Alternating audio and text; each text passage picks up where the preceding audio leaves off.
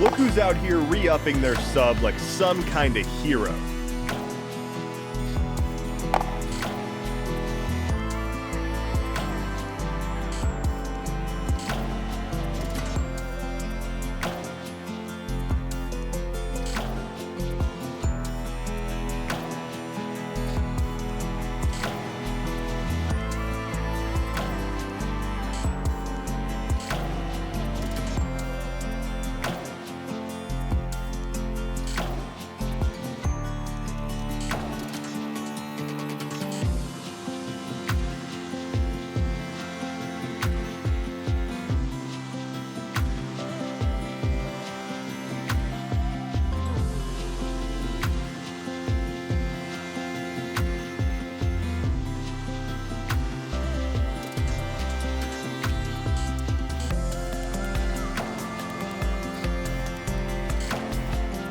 Peace, darling, for an elder is among us.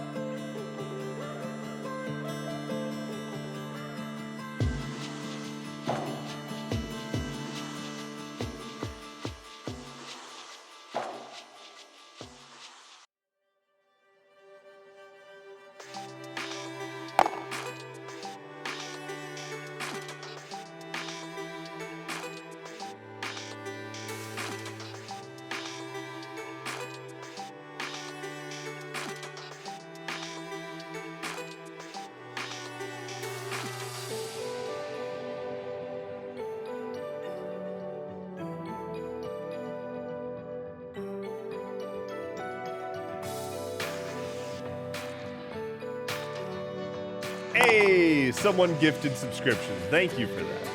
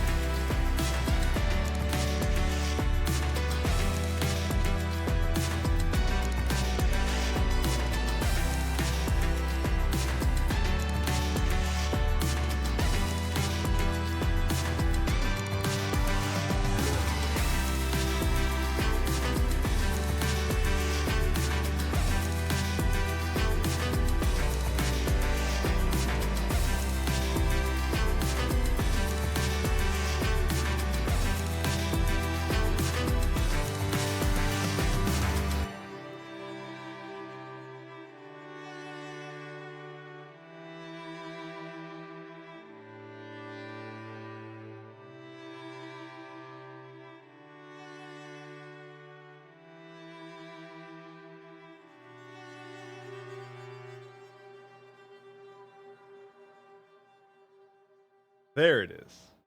I was concerned. I was concerned because I spent a decent bit of time today, a good chunk of time today, putting together our brand new underwater vibes. And I thought it was going to be the first vibe redeemed today, but it was not. That was silly me to overlook Pride Month. My bad. I tried to have water be where Pride Month go. So thank you all for correcting me on that front. But it looks like in about 10 minutes, we will experience our first on-stream underwater vibes. Hello, everyone. It is Wednesday, June 5th? Yes. And also a year. And it's Wednesday, which is to say it is World Building Wednesday. And today we're finally making good on doing a topic I've been wanting to do for a smidge, which is making a magic system. I love magic and systems. So, I mean, this is perfect. It's pretty much perfect for me. So we'll get to that in just a little while, but we've got some chilling, some chatting to do first before we can warm up the old brain pipes. So get your brain pipes ready. Hello, Gina. Hello, Gina. Everybody say hi to Gina. What are we doing today? We are making a magic system. We are going from zero to a completely new concept of a magic system that can be hopefully just kind of plopped into any kind of world agnostic magic system. So I'm excited about that. Let's see who's here. Let's get through some of our opening stuff, and then we'll get to it. So first of all, let's see who all is here. Hello to Coffee Mom. Hello Inky. Hello Mo. Hello Ollie. Hello Sky. Hello Cotton. Hello Former Future Frog. Hello Christoph Dan. Hello Bryce. Hello again Gina. Hello Emery. Hello Deucin. And hello Aries. And Aries, thank you for, are you setting me on fire there? Seems like you're setting me on fire there, possibly, but hello and thank you. It's a little chilly. Shard. Hello. I say it's a little chilly. That's a bold-faced lie. It's actually pretty wet and humid outside. Because I live in a fucking swamp, and I don't know why I'm Shrekking it, but here we are. Also, a hype train started and ended, like, before I was even able to actually say hello. So thank you to the folks who resubscribed. I saw Ash subbed at 13 months. 13 months, my goodness. Also rolled 199, well done. What is, wait. I should know math. Wow. Okay, so the best you could have rolled was a 260. That is a prime sub right there. So you rolled in the top 24.5 percentile, Ash. Well done. You are in the top quarter of people who rolled 13 D20s tonight. Congratulations. Coffee Mom, I'm looking to hydrate. I can do that. Hello. Monsata, thank you so much for the follow. Welcome on in. It's great to have you. And Drakens, Drakenos, sub with Prime. Sup, nerds. What's up? I'm Nerds. It's me. Hello, it's me, Nerds. Aries says, long time no see. I've been playing nonstop Apex Legends for like a month. I feel that. That's been me with Baldur's Gate. I didn't really get into Baldur's Gate when it came out. I was like chilling, right? I was enjoying it, but I wasn't getting super into it like everybody else was. Largely just circumstantial stuff. But my brain vibes have aligned properly with the Baldur's vibes. And now I can't stop thinking about Baldur's Gate and playing Baldur's Gate, like non-stop. I finished my first playthrough, immediately started my Dirge playthrough, finished my Dirge playthrough, immediately started a Heroic playthrough, which I died in yesterday. I'm so sad. I lost my Heroic run, although I got a second chance, but it's a lie.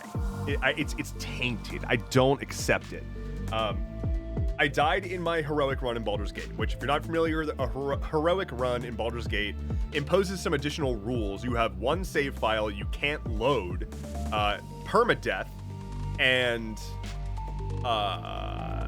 they add additional difficulty to certain bosses. Like, most major bosses will have additional, like, legendary actions that they can use that do dumb, annoying bullshit, but in a fun way. And so I was doing a heroic mode run, and it was going really well. And I got to the Grim Forge, I got to the Adamantine Forge, and I went to go make myself a good splint mail, right? Got that mithril ore, hit that hammer, wha-bam, wha-bam. That's the sound of, that's me being an Adamantine Forge. And I turned to the crank to get the lava into the forge, because this is some dwarven shit, right? And I thought I was turning the give me lava wheel, but what I actually turned was the give me a giant robot wheel, which I knew was going to happen, but I thought I was prepared for it, and it turns out I was not. So I died to Grim, which sucks. But then, and so that ended my heroic run, but then through a miracle of technology, or rather a miracle of technology failing, when I reloaded my save from the cloud sync on my Steam Deck, it had all of my progress, including stuff that I did after I had concluded my heroic run. You're allowed to continue your run, but it's no longer heroic mode. So I did more stuff in non-heroic mode, switched over to my Steam Deck, loaded up, and something got twisted, and it's like, oh no, you're still in heroic mode. So I kept all of my progress, but it thinks that I'm still in heroic. It thinks that I'm still chilling. Like, honor mode, not heroic mode. Honor mode, sorry. Honor mode this whole time. Replace heroic with honor, whatever, same word. So yeah, honor mode, it still thinks that I'm in honor mode, which is a little insulting, because I died and I accepted that. I had just come to terms with my own death, and then they were like, psych, you didn't die. Sounds like rebellion propaganda to me. It is rebellion propaganda. 3 minutes till our underwater vibes. Once we switch to the underwater vibes, we will kick off doing some world building. How about that? Honorably reborn, then? Monsetta, I agree, but I can't consider this a true honor run, right? It's got the word honor in the name. I can't cheese an honor run. I feel bad about that. To the same extent, and this is going to be maybe a controversial opinion, but I don't want to beat Baldur's Gate on honor mode using cheap strategies. And I know that the point of a game like Baldur's Gate is that anything is viable. Whatever works is valid. And I'm not going to tell anybody that any strategy is invalid. But there are certain strategies that are super fucking goofy that do pretty much guarantee like one-hit kills on bosses or whatever. And that's fun, but I feel like that kind of goes against the vibe of honor mode, of like leaning into the game mechanics and like honorably defeating the encounters. Now, again, play how you want to play, and that's all good. It's just, I died to Grim, right? And the first thing I thought was, if I tell people that I died to Grim, they're just gonna tell me, why didn't you do there's a really cheap strat where you make someone be an owlbear, enlarge them, and have them leap down onto the boss off of a huge cliff. The strategy is referred to as the owlbear from the top rope strat, and it can one-shot the boss. But that doesn't feel like engaging with the game in the way the developers wanted you to, but maybe it is, I don't know. Anyway, 1 minute left till we go underwater. Everybody get ready to hold your breath. Cotton Candy's cat.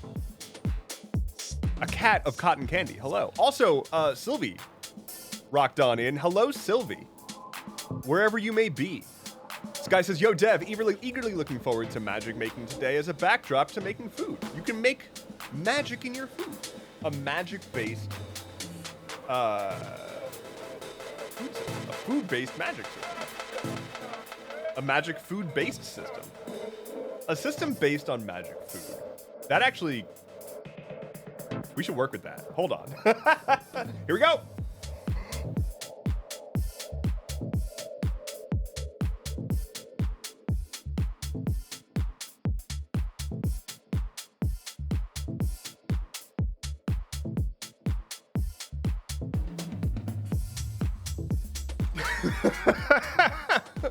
So, ooh, getting hype, getting hype, getting hype. So, you might notice if you take a little gander over at the chat box, I spent an inordinate amount of time on an extremely subtle animation that I should probably make less subtle. But there's little bubbles. There's little bubbles in the chat box that are floating up and floating around. There's bubbles on the sides. We've got our 2 crab friends, which I assume you all are going to name before I even have a chance to name them myself. So we've got 2 crab friends at the top, just in case we've got someone just keeping me in check. We got the captain down here, Bob and Fred, done. So, are Bob and Fred a couple? It is, I guess at least in this month they're a couple. I think that's important. It's important to canonize. So. Cotton is going on an adventure on exploring a new Twitch feature, and Cotton, I commend you for the journey that you find yourself on right now. So thank you for exploring that. I know what the warn button does now. Great, wonderful, wonderful. Thank you for exploring that. So, world building, underwater world building. Let's get to it. Allow me to switch over yon. There we go. And hey, the bubbles go over me too. We can all bubble together. Wonderful. Okay. So, I love the bubbles on Obsidian. Very, very, very good. All right. Magic. We are doing World Building Wednesday. So if you are new to this stream, this is going to be a very loose kind of conversation, coming up with ideas, working together on working through the process of doing some world building. And today we're going to be focusing specifically on a magic system. So specifically just building a concept for how does magic work? We don't need to worry about the world, the parameters of the world, the shape, what kind of continents or whatever. We're just talking about if you can imagine an abstract person in an abstract world, how are they doing magic? This guy says, also Deb, random thing, but I watched the VOD from last Friday, and anytime I feel down, the love y'all poured out was insane. Oh, that's so wonderful. I'm glad that you're able to go back to a video and get that heartfelt support once again. Hey, can everybody show more support for Sky? Haha, deal with it. Anyway, I have a start of a concept, which I would like to start with a dichotomy, and we'll go from there. And this will make sense once I click this other file. So, World Building Wednesday for a magic system. The place that I would like to start, this is all that we have, this is all we're starting with, is 3 bullet points. 2 diverging systems. One, which is physics and dimensional. Another, which is divine and spiritual. Can the music be down a teensy bit? Sure. I did boost the music last time, so it's probably still a little loud. Let me bring it down there. Hopefully that's a little better. Let me know if you need to turn it down a little bit more. So, 2 diverging magic systems. So we're starting off with already making it too complicated, right? We've already got 2 magic systems instead of the 1 magic system that we were supposed to be making. Haha! I got you. Ollie says, well, my plans fell through for the night. I'm stuck working overtime, but I still get to go to Vegas on Friday just without badass hands and feet. Ollie, I'm so sorry that you don't get to have your mani-pedi. That blows. Hello, Salmon. And yes, water feed. Or water theme. Suze. Thank you for the follow. Welcome in. Okay. So I was doing a bit of noodling about this. I was cramming a quesadilla into my face and thinking about magic systems. And I wanted to take this from two completely diverging approaches, especially because I want these two systems to clash, because we get some fun shit there. So here is what I am thinking as a very, very basic premise here. We've got two diverging systems. One is based on physics and dimensionality. So I'm literally thinking, I'm just gonna like write down some random thoughts about the inspo here, right? So when I'm saying physics and dimensional based magic, I'm thinking like we live in 3 dimensions. The 4th dimension is beyond our perception. What if some people could reach into the 4th dimension and cause effects that ripple into the 3rd? In this way, people are sort of using busted physics concepts to manipulate reality in such a way that it appears to be magic. Also, maybe this is actually just how magic works, but gods don't want mortals to be able to do that so directly. So like immediately what I'm thinking with this is the functional equivalent of dark magic or a bad magic, but only from the perspective of divine entities that otherwise bestow magic. They don't like that there is a route to obtain the effects of magic outside of their will. And so because of that, this like physics and dimensional based magic system is wrong in terms of like a pure concept of magic. Nix's says, Endeavorance, I have an epic question for you. Would you rather be a good guy side character or the evil main character? The evil main character, 1,000 times over. Like 1,000,000,000,000 times over. I would be the evil main character. But like my evil plot would be probably like, I'm gonna turn all of the rivers pink. Haha! Deal with it. Hues says, is divine magic the same functionally as the physical one? Let's find out. I have no idea. That's what we're gonna figure out right now. So, let's say divine and spiritual. Granted to mortals by some kind of divine being. Gods? Spirits? Titans? Aliens?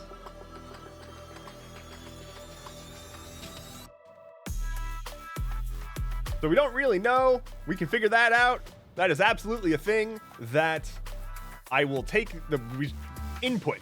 If you have ideas about like what the source of sort of like the divine and spiritual magic could be, I think this is going to be sort of in the realm of like you can adapt it to what you would need it to be adapted to in your world. If your world didn't have gods, if your world had a different concept of gods, you just kind of like cut out the divine aspect and replace it with your own divines. But I'm thinking something along the lines of like, at the very least, there's gonna be like some, we'll have like some kind of like elemental power, some kind of like light and shadow power, some kind of blood magic power, and let's say like psychic shit. And then like, that's good. That's good. I actually do like, I'm just gonna rip this. Yoinking from The Witcher. I like fire magic being considered sort of its own concept. And we'll change elemental to earthen. So this will be like rock, water, elements, not fire, which is energy.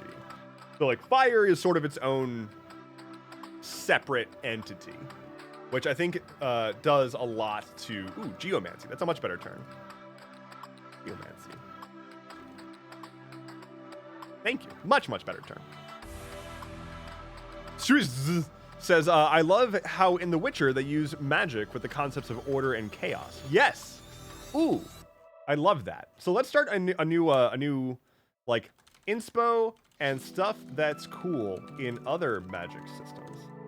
Which, whenever you're setting off to make your own thing, one of the best things to do is think about what other things are good. So, order versus chaos from The Witcher.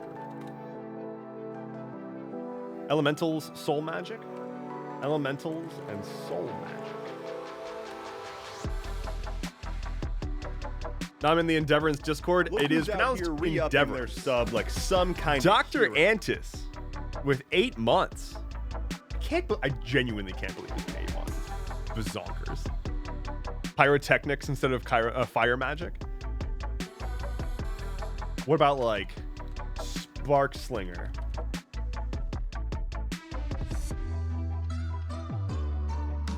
Sylvia says returns in a blaze of fire, gasping for air. You absolute bully. Wait, what am I am I bullying someone? Oh no? Sam says, is the Royal Flynn here? It's storming. It's storming outside. And Flynn doesn't like when it's storming. He's a big sad boy right now. So he's hiding in his favorite hidey place right now. I'm very sorry. Oh, for the underwater vibes. Got it.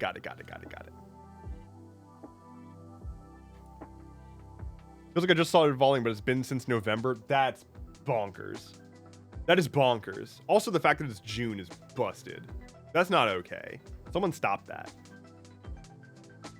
Okay, so we've got these like 2 diverging systems.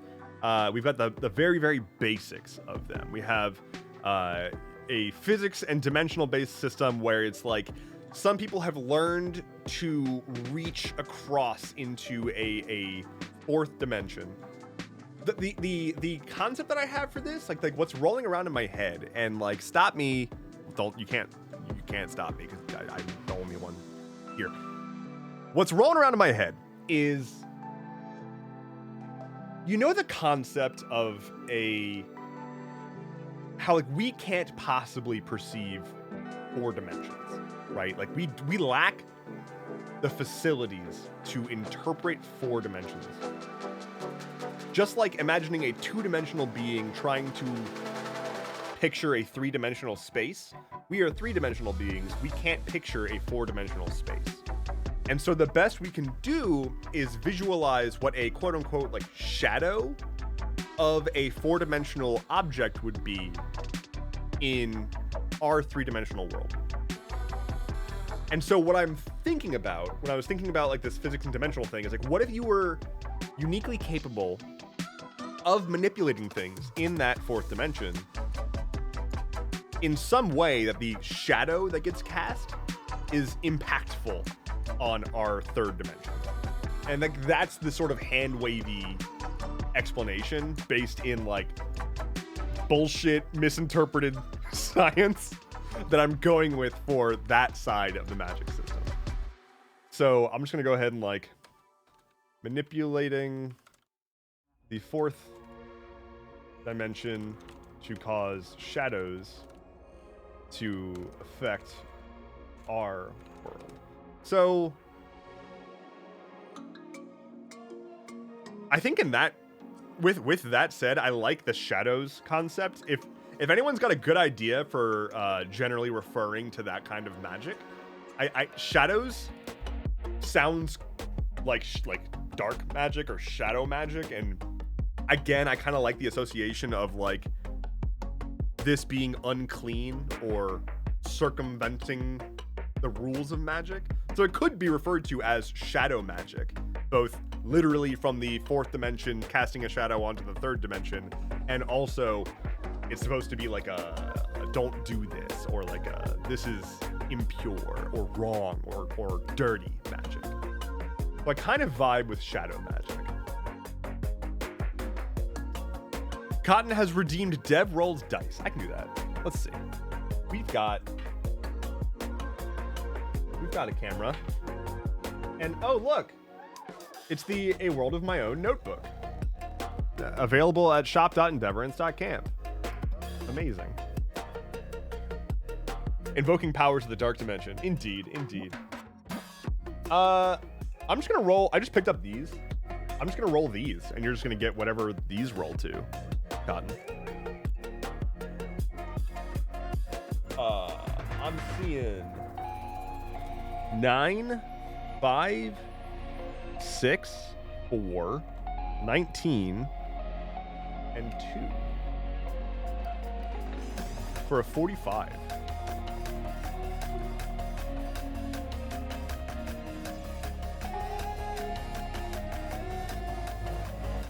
Monsanto says White Wolf used obtenebration for their vampire shadow magic. That's the only thing coming to mind. That's a hell of a word. That is a heck and a half of a word, let me tell you. Powers of the dark dimension. So, we've got a little bit about the shadow side of things. Let's just do a little bit more on the divine side of things, and then we will go on into doing a bit more digging into like what the magic means and looks like and how it's fueled and powered, what it's capable of, something like that. Trip says obfuscation. Ooh. I do like that generally. Let's okay, we're gonna do dimensional magic, ideation, and split right. We'll do divine magic ideation. So here we might say, I'm just going to put words here. Obfuscation. Shadow magic. Dream magic is oniromancy. Oniromancy, if you want more big words. Damn. That's a really good word. My goodness. Suz says, so what are the things that cast these shadows from the fourth dimension? The things that they will manipulate? That is a great question. What is being manipulated in the fourth dimension? For divine magic, I think it's gotta be gods. Because I like the idea of them being mad that they're not as necessary, and so they decree self-serving as bad because they're like, no, you're I'm supposed to be the one that controls who gets magic, and the gods get all mad, get all upset, and it also probably adds like inherent strife, and if you get too good at the shadowy magic, you know, the gods are coming after you kind of thing. So let's say like bestowed by gods. Probably like easier, or like probably like doesn't require learning. Instead is a divine intervention. Maybe? Driven by piety versus requires study and practice, sometimes a lifetime's worth. Some people are prodigious at it and are able to work the fourth dimension from an early age. Wow. And then gods hate it. Hate this one weird trick.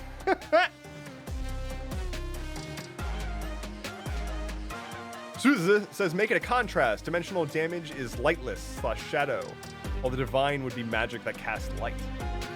Like their light would be blocked by the thing that is being manipulated. Emery says, for the fourth dimension, I'll send a video of a fourth dimensional object in 3D. Yeah, it's like the weird rotating thingy. It's quite a bit. It's quite a bit. Ties nicely into God's hate dimensional magic thought. I do love that, actually. So, like, the manipulation... Maybe, like, the gods are fourth dimensional, or maybe even fifth dimensional beings. Like, we can just kind of invoke that. And mortals mucking around with those dimensions is, like, just literally inconvenient for the gods. Like, imagine you're chilling at home, and suddenly the ants figured out how to, like, change all of your controller settings for your favorite video game. And you're just like, well, this is obnoxious. Why are they doing this? Stealing the gods' doodles. Yeah, like,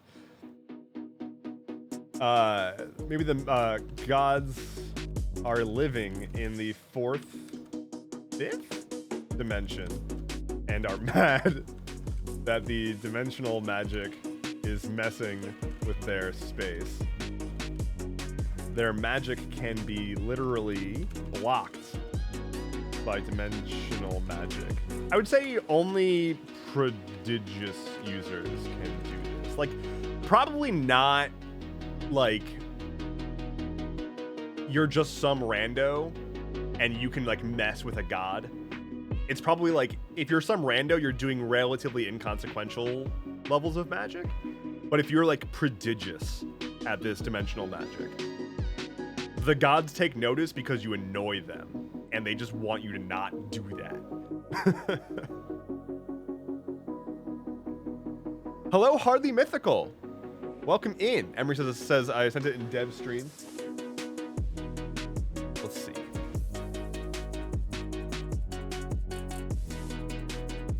Oh yeah, classic. Classic. Pull that up real quick, like.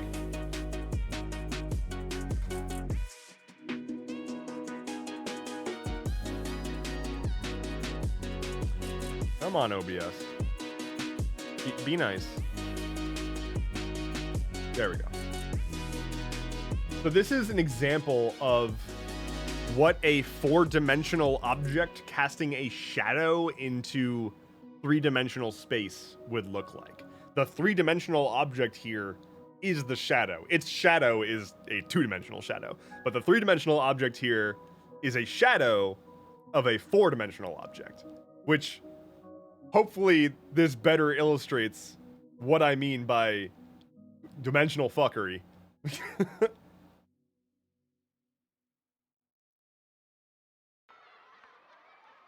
Trans vibes cost significantly less vibes than other vibes. Call that Rainbow Anarchy. It's Pride Month. Of course there's a discount. Do you want me to go full corporate Pride and raise the price of trans vibes? Should trans vibes cost double during Pride Month? Because I can extort you? If you want, I can make as many gay things as you would like, and then charge you out the ass for it. Gotta make a secondary more trans option that costs more. Ultra trans! Sounds like rebellion propaganda to me. Monsada says, dimensional magic versus godlight being like the difference between a floodlight nicely illuminating a field but washing out an individual entirely. Ooh, that's borderline poetic. Says there is no shadow without light, which means the light is a tool of the gods, which means hatred for mortals. I would say, how about, I like this like light concept. Let's roll with that. And I have a little twist I want to put on it. Because what do you do when you want to manipulate light? Mirrors.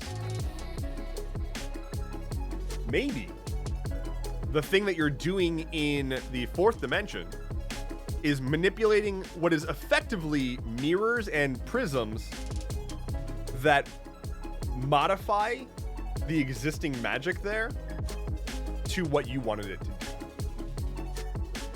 And so the gods are like, why is this not? Well, stop it. Don't fuck with my shit. So like, maybe like magic, divine magic is generally referred to as Godlight. You know, we can, you know, name TBD, but Godlight I think is a good thing, real quick. And then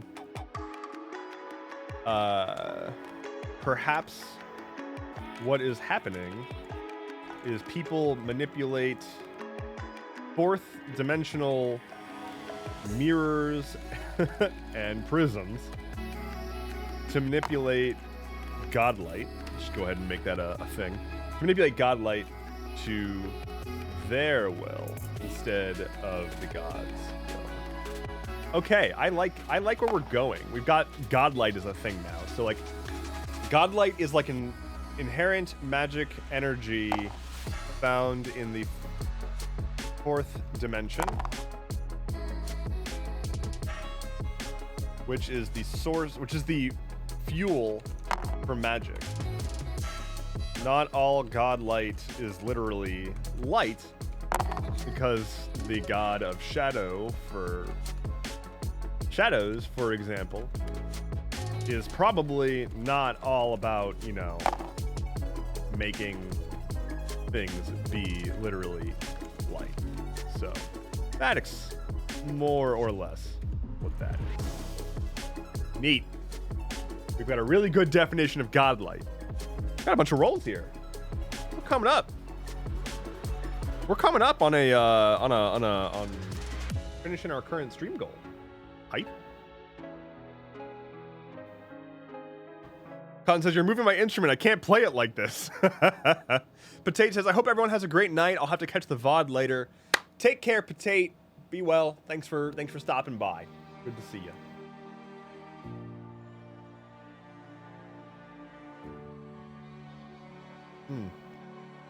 I love water. Okay.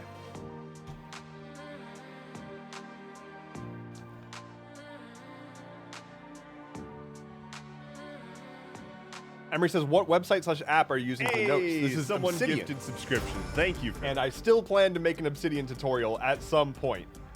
I've been busy and haven't gotten to it yet, but I will be making an Obsidian tutorial at some point. I'm not going to promise a delivery date because I'm trying to stop doing that. Sky gifted 5 subs. Thank you so much. And rolled a 43. Congratulations to everybody who just got it. And thank you, Sky. So, we've got a lot going on here, like, already. We've got these 2 diverging magics.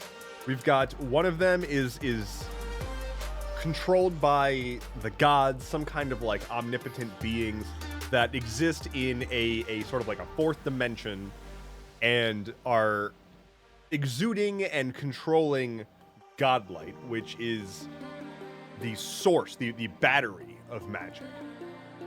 And then we've got people who the gods have granted the ability to be a conduit for that Godlight. Maybe the way that divine magic actually manifests is a god allows a mortal to just channel the Godlight, to siphon it from the 4th dimension into the 3rd dimension, and then produce energy from that. So you're taking the Godlight first, and then using it in our reality, as opposed to the dimensional magic people, who are, by force, manipulating the Godlight outside of the rules of the god. Look who's out which here opens up a re-upping really their interesting sub, like concept, some kinda which is hero. that a divine magic person can do a lot of one type of magic, but a dimensional mage can do everything, in theory. But they probably would need to learn how to do everything, whereas a divine mage would inherently be able to do it. Let's get that actually written down.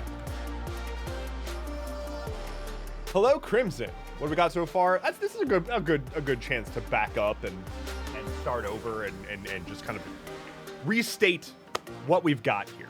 So, we are working on a magic system here on World Building Wednesdays. We've got two different diverging magic systems that are at odds with each other and exist in the same world. We're not worrying about the world. We're not worrying about building the world or anything like that. We're just building the magic side of things. So the two different magic systems that we have here, one is generally being referred to as the dimensional magic system. The other one is being referred to generally as the divine magic system. The idea is that there exists, let's say, a fourth dimension. You know, if we live in 3 dimensions, let's just say there's a fourth dimension, like a fourth dimensional space. And in that space, there are gods. Some kind of all-powerful, all-potent being, or omnipotent being. And they use a thing called Godlight. Like, they emit a thing called Godlight. Perhaps it's just like a literal aura that they emit. Perhaps it's like their inherent power. But they, the fourth dimension is filled with Godlight of varying types. The gods bestow the allowance to use Godlight to produce magic on their selected mortals, their followers or whatnot. You follow a certain god, they might grant you the ability to leverage their Godlight to do magic. If you are not a follower of one of these gods, you may be one of the lucky few who is able to figure out how to, on your own, manipulate the fourth dimension from 3-dimensional space to refract and reflect Godlight to produce your own results. So it's a crude magic. It is a thieving magic almost. You're using the Godlight against the will of the gods, and they don't like that. They get mad about that. Well, there's not a whole lot they can do about it. So that's kind of what we've got so far. Bonsada says, just a thought, but divine magic users could be called lanterns or wicks, like a candle. I fucking love it. I love it. I love it. I love it. All right, let's do that. Lamp lights? No, lanterns?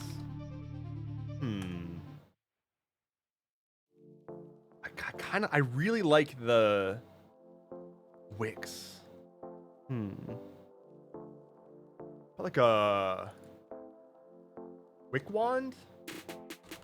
Wick.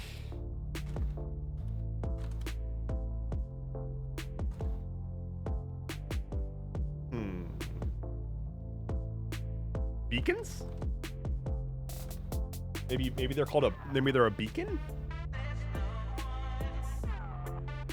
People who are chosen by the gods to channel Godlight into magic effects. Lanterns gathered into groups called lighthouses? Honestly, a coven of mages being called a lighthouse. Honestly, hold on.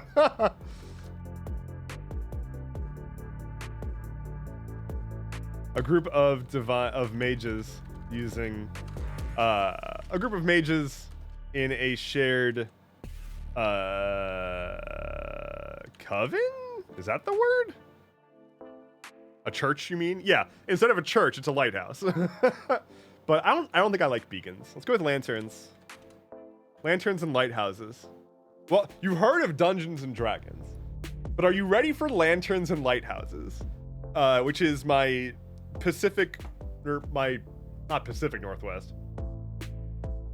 It's D&D, but you're playing at night in Maine. Lanterns and lighthouses. Okay, I really like that. A group of lanterns following the same god. Okay. So, inherent magic energy found in the fourth dimension, which is fuel for magic. Godlight can be channeled by lanterns who have been chosen by a god. A being in the fourth dimension that produces or is the source of a type of godlight.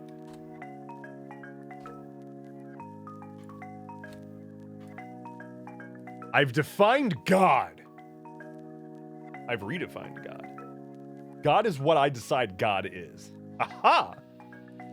Christoph Dan says, a new hand touches the beak.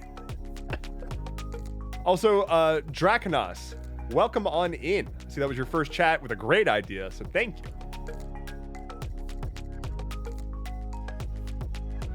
Monsata says, man, I'm glad I made this stream. I'm glad that you're glad. Ooh, Emery wanted me to drink water a long time ago.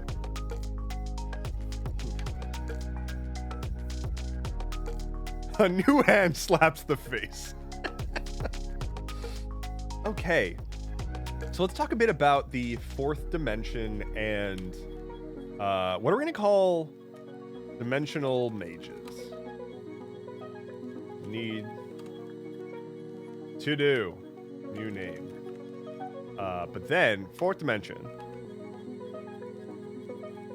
A dimension beyond our reach as three-dimensional beings, which is populated by gods.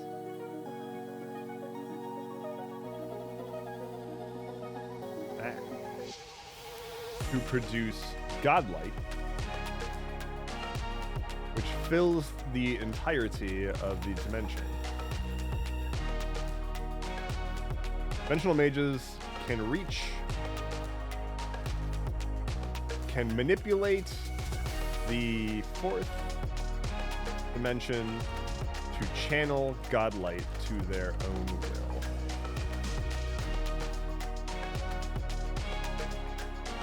Fourth callers.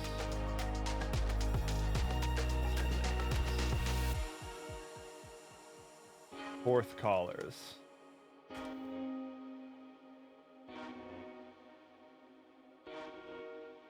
Hello, Goose says, did someone say world building? Obsidian? Yes. We love obsidian here. Devin K says, I brought my umbrella outside during a flash flood, but stuff still happened. So what are we building? We are building a magic system. Yep. And I'll go over all the stuff that we've got so far in a minute. I kind of like just did that, so I'll go over it all again soonish. But long story short, there are gods. They're in their own dimension. They let some mortals use their godlight to do magic, and some other mortals can manipulate the god's dimension to channel their light against the will of the gods. So, neat. God, you reading that made me so happy, Jesus H. Christ. Well, I'm glad that I could bring some goodness and some happiness to you. Goose says, I really need to sit down one night and just invest in learning it. It looks so challenging. I promise it's not that challenging, and y'all are giving me more inspiration to actually go out and make my obsidian tutorial. So I'm planning to make an obsidian tutorial video on my YouTube channel. So I will do that at some point. I promise that I can break down obsidian to make it really approachable, really simple, not as difficult as it seems. So this is just for fun world building? Yep, this is just world building for the sake of world building. This is just like, let's sit down as a community and come up with some fun ideas. At the end of building this, I'm gonna post it online, and anyone is able to freely take this and use it in your own world, use it in your own game, do whatever you want with it. This is totally open. This is not owned by me. This is just us doing some funsies together. Christoph Dan says, I got into Obsidian thanks to you. Still learning it, but it's helped so much. That is so great. That's so good. Cotton says, I went in fully blind and then threw tutorials at myself later, so it's super easy on its own. It's very self-explanatory. The basics are super easy to use. You can figure out what you want and find plugins easily. It's great. Obsidian definitely looks and seems spookier than it actually is, because all it actually is note-taking software. It's just, if you've used Microsoft Word to like type words, you can use Obsidian, I promise. Do you recommend Obsidian for homebrew? Absolutely. Oh my God, yes. 100%, a quadrillion% yes. And if for no other reason than this button, which shows you all of your documents and how they all relate to each other and how they link to each other. So like here, we can already see we've got like dimensional mages, which are links to the fourth dimension, and the fourth dimension links to Godlight and gods, and Godlight links to the lanterns and gods and dimensional magic ideation, and so on and so forth. As you can imagine, this graph gets real big, real fast as you're doing world building. I have used Microsoft Word. what if I use Google Docs? Same thing. I'm saying if you've used software before where you type words into a document, you can use Obsidian. It's just that, but faster, and like can do more things. Like I'm using 2 panes side by side right now. You don't even have to do that. Like you can just have one document open, and like I can close the sidebar here. Like now it's literally just a text box. Like I promise you can use Obsidian. Oh yeah, and it's entirely free. And oh yeah, it's free and it keeps your files on your computer. There's like you own your data, and that means that it's also extremely fast. Because like something like Notion stores everything on their servers. And whenever you want to access something or search something, they have to like query their servers, and it takes for goddamn ever, and it's way too slow. When you're moving at the speed of thought, like when you're moving at the speed of just getting ideas out, I never want to have to wait for anything. And that's exactly what Obsidian does. It is lightning fast with finding anything anywhere, linking things, updating things. You can even like hover over stuff to see, you know, like previews and whatnot. It's amazing.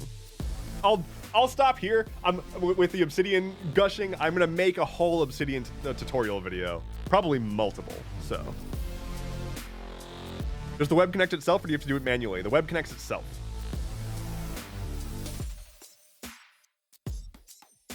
Okay, let me catch back up on the actual world building stuff. Crimson says, so what are the gods like? Do they rule over separate domains? Can we have different lanterns that can use Godlight to perform magic akin to their god's domain? Yes, that is what we've established to some degree. We've not gone too deep into it. But let me go back to here. So this was like our first beginning ideation. So there's multiple different types of gods. Like there's right now, all I'm thinking is your pretty standard god of insert concept has a godlight that produces an energy that lets you manipulate that concept. So a god of like nature is producing some kind of energy that lets you do like druidic shit. A god of light is letting you do stuff that like is illuminating and probably like healing or something like that. A god of darkness that is the opposite. And all of them just kind of vibe in this fourth dimension, presiding over these different energies. I'm calling them gods. I don't even really think that they need to be literally gods. For all intents and purposes, to a three-dimensional being, a fourth-dimensional being would be a god, right? So, like, these are beings that exist in a dimension that we can't comprehend, and they're just, like, exuding energy that ultimately sort of, like, collapses into our dimension and does shit. So, you could explain, like, you know, the omnipresence of the godlight of nature in the fourth dimension, which would like encompass our dimension, is why plant life grows in our dimension, for example. Shit like that. They are gods to our characters like we are to ants. And like, but even more so. Like, yes, I know what sentiment you're going for, and 100% yes. And it's still even more intangible. Because like, to an ant, we're huge. But I'm thinking like, it is an incomprehensible leap to consider what a fourth dimensional being would look like. It would be like if you existed as a cartoon character, a two-dimensional cartoon character, and you tried to conceptualize what a 3D person looks like. The idea of a mage getting his power from the equivalent of Bob from accounting is hilarious. That is actually hilarious.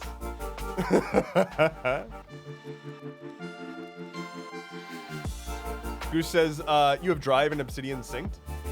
I'm assuming you're talking to Cotton. Oh, yeah. You can use whatever you want to sync your Obsidian Vault. Obsidian has built-in sync that is it's the only paid part of Obsidian if you want to do that. Otherwise, Obsidian's completely free and you can use whatever syncing software you want.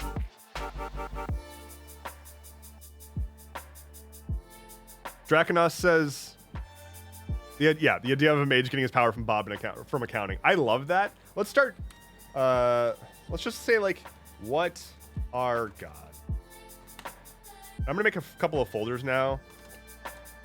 I'm gonna start like just doing a little bit of organization real quick. Godlight, lanterns, lighthouse. All right, and then here we're just gonna do scratch work, which is like ideation, inspo. What are gods? What are gods? Let's see. Fourth-dimensional beings that exude or preside over the boundless energy of their godlight. Each god is tied to one concept, and one concept only. The concepts may range from hyper-specific to quite generic. Nature, generic, versus Bob from accounting, specific. I think canonically,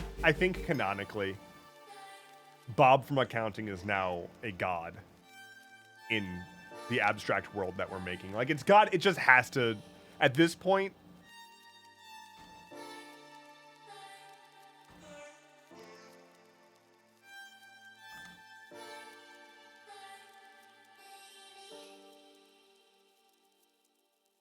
So the only thing that the Godlight from Bob from accounting can do is cause everyone in the immediate vicinity to be like, hump day, am I right? And or Monday, am I right? Or thank God it's Friday. I like that.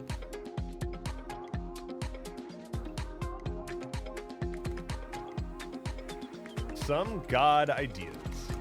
So let's say I do like nature, I like fire / pyromancy, I like geomancy, I like light, dark, working hard or hardly working. God, I had a coworker once who said all of those things just like fucking unironically. It was the most.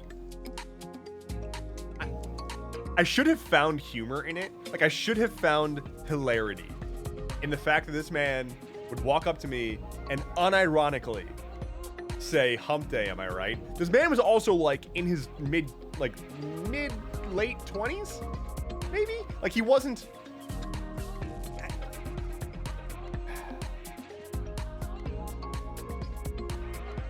I'm so glad to not be in the corporate world anymore, y'all. I'm so glad to not be in the corporate world. Speaking of which, if you want your very own A World of My Own notebook, you can go to shop.endeavorance.camp and get yourself some merch to help support me and the work that I'm doing and this stream and make it so that I don't have to go back to the corporate world. So if you want to do that, you can do that.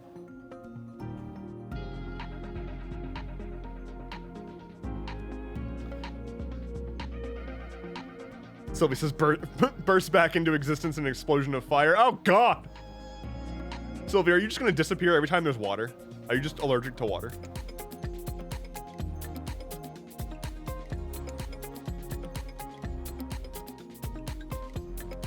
Oh, God, that notebook. I have too many already, but it's so tempting. If you think that notebook is tempting, if you think that's a tempting notebook, have I got... have I got the notebook for you? Look at this notebook. Look at this beautiful specimen of a notebook. If you ever wanted just a beautiful, very clearly designated notebook that makes a lot of sense and would look great on a shelf, may I interest you in the Egg Bite notebook? Egg Bite. Chart says also my work, so I've been mainly lurking. It's just a good old work lurk. Okay.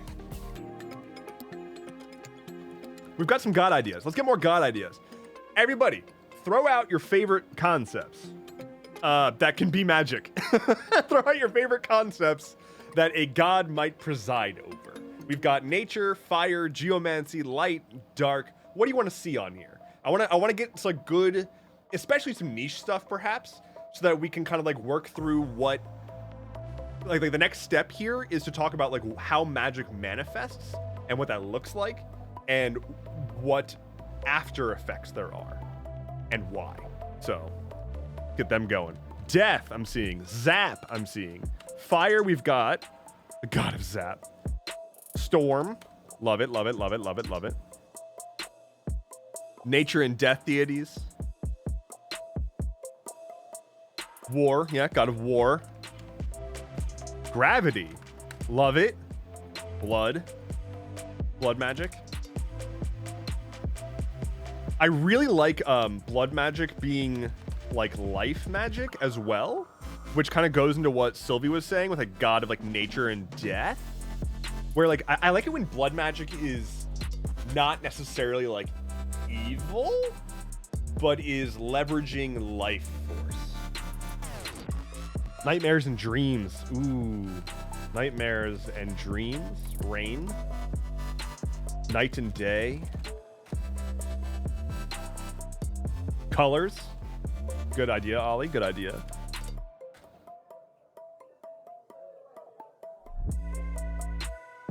Yeah, I think like blood magic can encompass like death, light, or death and life. Science would rot utilize life and death. I think that would go under nature. That's like a sub thing. Rot and decay, right? Like decay is a natural process. It's just like the nature is usually associated with life. I actually really would like the separation, like nature does not equal life, right? Like nature is neutral. I always prefer that. Nature doesn't give a shit about you. Nature just is. It is the natural way of things. You got to push back against it if you want to change something, and it's not going to like that because it's trying to achieve stasis. And if you're fucking with that, it's like, nah, dog. I don't care if you're putting your life on the line. I will do what I need to do to maintain stasis. Proceeds to summon zombies with fungus. I do like fungus. I guess necromancy. Did we already have soul magic on here? Soul shit. Lightning, fears. I don't know what it is, but breaking down things to the subatomic levels or base materials. I think lightning would go under storm. Specific one, cooking. Cooking slash like new, like well-being maybe? Illusion. Fear as a sub-level of necromancy. Should it be? Should fear be under necromancy?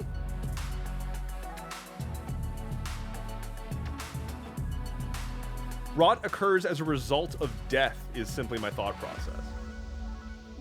I agree. But the thing that's causing rot is nature. Right? Like, rot consuming a dead body isn't happening because of the death. It's happening because of the breakdown of chemicals by like bacteria and shit, which is that nature. Conceptualization of space, like divine location. Oh, yeah. Like scrying / divination. Future sight. I think we have fear on here. Do we not? We don't. All right, fear. Okay. I'm gonna cut it off there because we could list concepts literally nonstop, and we have a lot here, and we're not gonna get through all of them. So let's group these. It's time for a canvas. Here's another fun thing about Obsidian. Canvases. So we're going to split. Oh.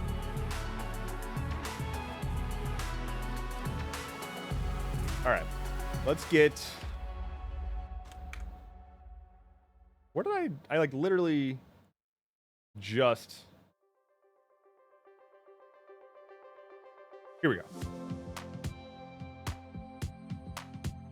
Time is my favorite magic. Time is a good one. All right, I'm just gonna get these out onto a thing. Nature. Fire and pyromancy. Geomancy. Light. Dark. Death. Zap. Storm. War. Gravity. Blood magic. Nightmares and dreams. I'll just do dreams. Rain. Night and day. Colors. Science. Necromancy. Cooking. Illusion. Divination. Future sight. And fear. We'll start with that. There's plenty more to get to eventually, but let's just take these as general concepts and organize them a bit into like groups and tiers, because I think one of the things to do here is determine the hierarchy of the like intensity of Godlight. So if we're thinking about having a fourth dimension that's got these like different concepts, these gods in it, and they are emitting Godlight, some of them will be way drowning out the others. And that doesn't mean that they squash the ability of the others, but if you were to tap into the full potential of a given god, of a given Godlight, you would reach a different ceiling depending on the god that you're going for.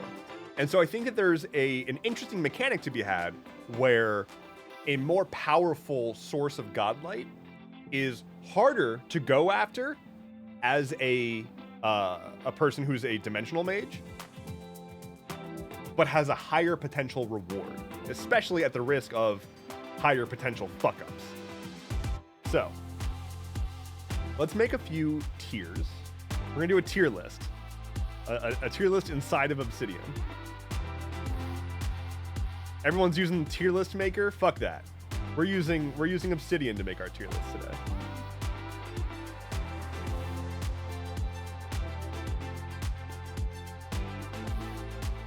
Okay. The way that you're talking about this, am I talking about it good? I hope I'm talking about it good. So this is gonna be top dog god. Top god. Top dog god. And then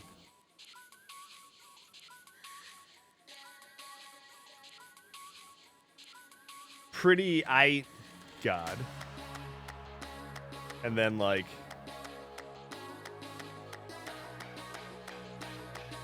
fairly meh god. All right.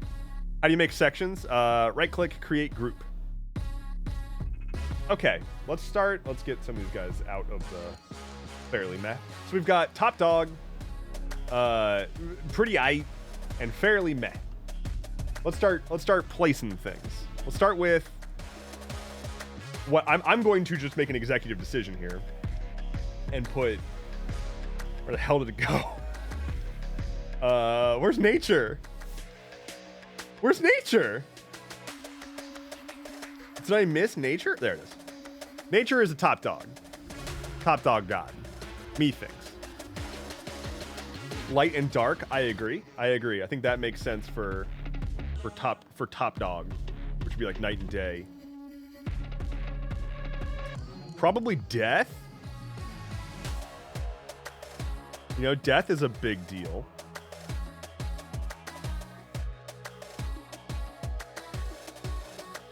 So okay, well here's the thing. We've got night and day and we separately have dark and light. Do we want to keep night and day and dark and light separate. I think I like them being separate. But defining why they're separate is important. And if they're separate, are all three top dogs? Or just night and day or dark and light separately? Let's call this, instead of night and day, we'll call this like the day cycle. Or actually, how about time? Did we not have time? Somebody must have mentioned time right after I was like, let's not do that. Let's stop there. Let's put time up there. Night is a cessation of daylight, but can have light. But darkness is a full cessation of light. Interesting. Yeah, time is definitely a top dog. I love what Trips just said about the distinction between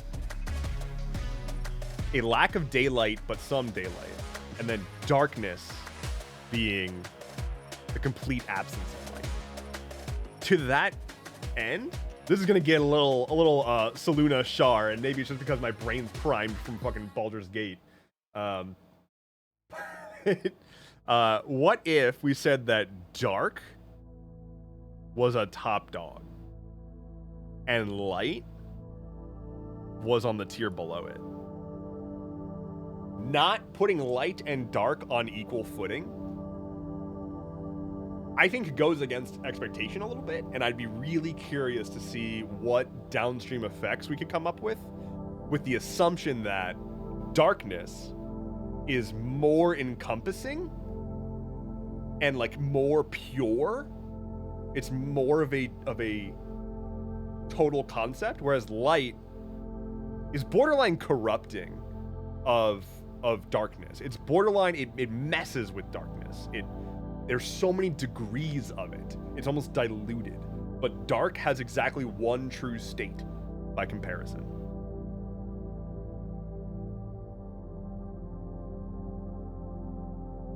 A city dweller could have access to night, but maybe not dark.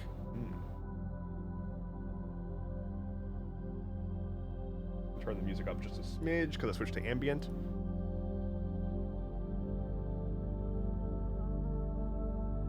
Okay, let's keep going. Any other like big boy ones? Crimson says, would blood magic be top dogs because it encompasses life and death? What did I say I wanted to do with blood magic? I wanted it to be life and death.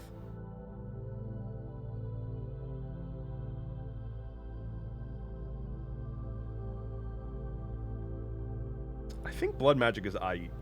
It derives, right? Like, we can derive blood magic to a degree from, like, nature and death.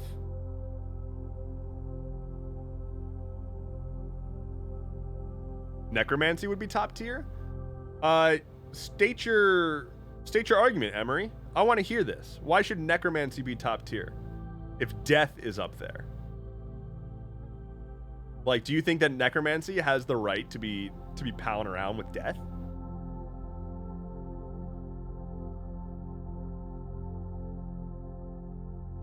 Would higher up gods be less known ones as well? Gods whose domain isn't prodded as much.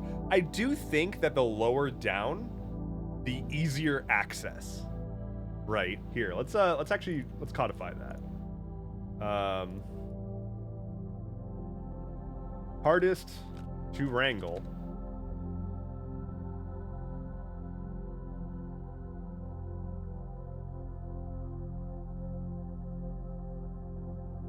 Kinda a slut of a god.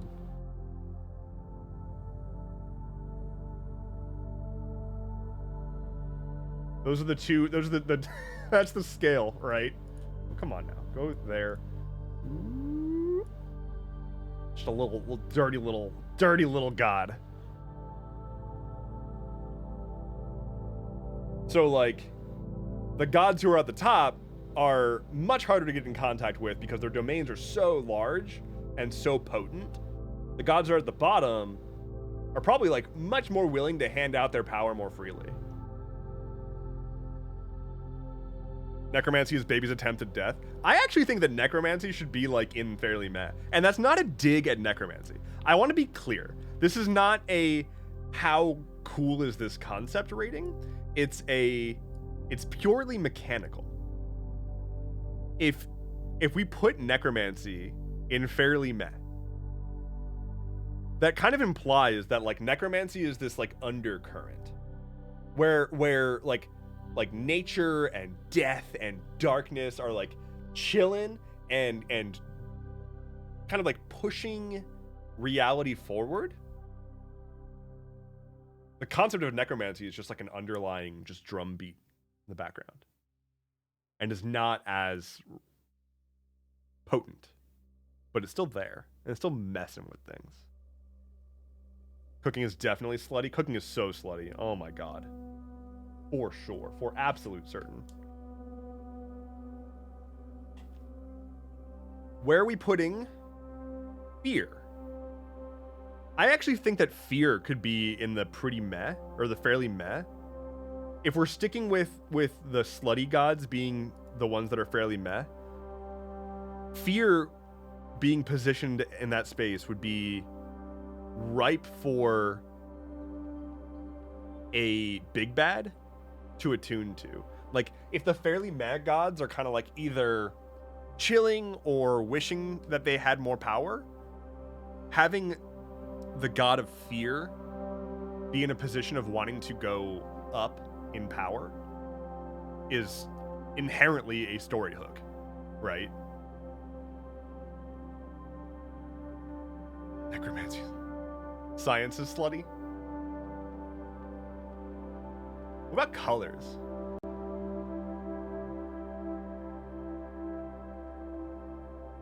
Oh, wait.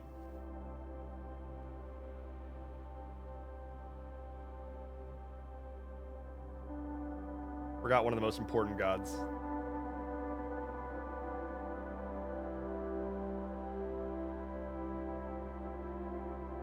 Colors is the sluttiest. Can we just call them the slutty gods? Yeah. Slutty gods. Get to know me a bit first. Gods. And who are you? Gods.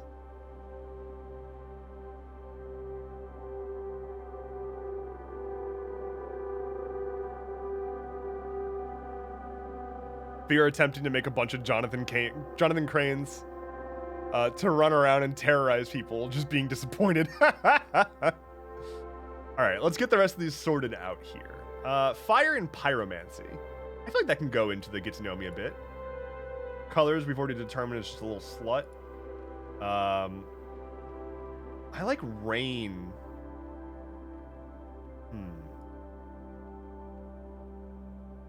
Goose says illusion is slutty. Any basic magician can make illusions. They're illusions, Michael. Alright. Future sight, I think, should be in the middle, perhaps. It's not necessarily control of time, because if you're controlling time, you could change the future. But future sight would just be seeing the future. Divination, basically, which is the same thing. We'll just do that. Maybe they're like buddies. Future sight and divination are they're friendos. Gravity, I would say, would also be in the middle tier, because gravity doesn't need to exist for existence to exist. Whereas Bob from accounting absolutely does. Storm and rain are slutty. Why are storm and rain slutty? I mean, I kind of agree. They're pretty specific concepts.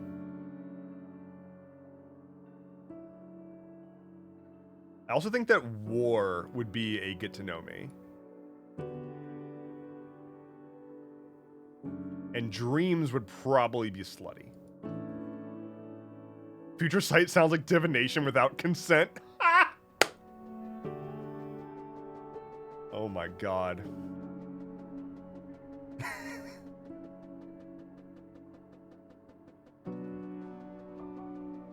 Okay, we're closing in.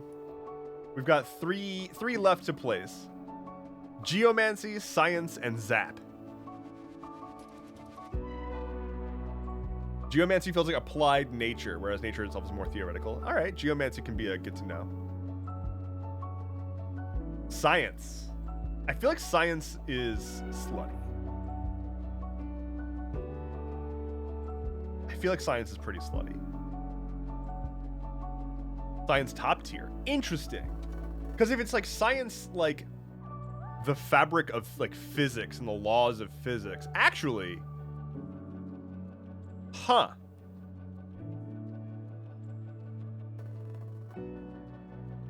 Physical reality? Maybe that's a bit more descriptive than Science.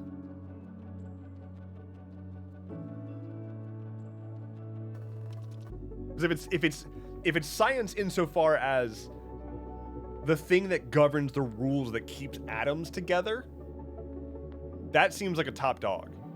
If it's Science insofar as I've got a test tube and some beakers, not so much.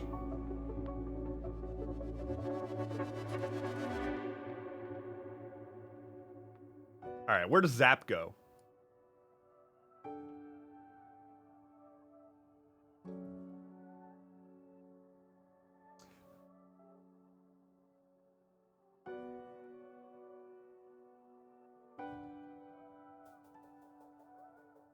Time is trying to go along in Zap.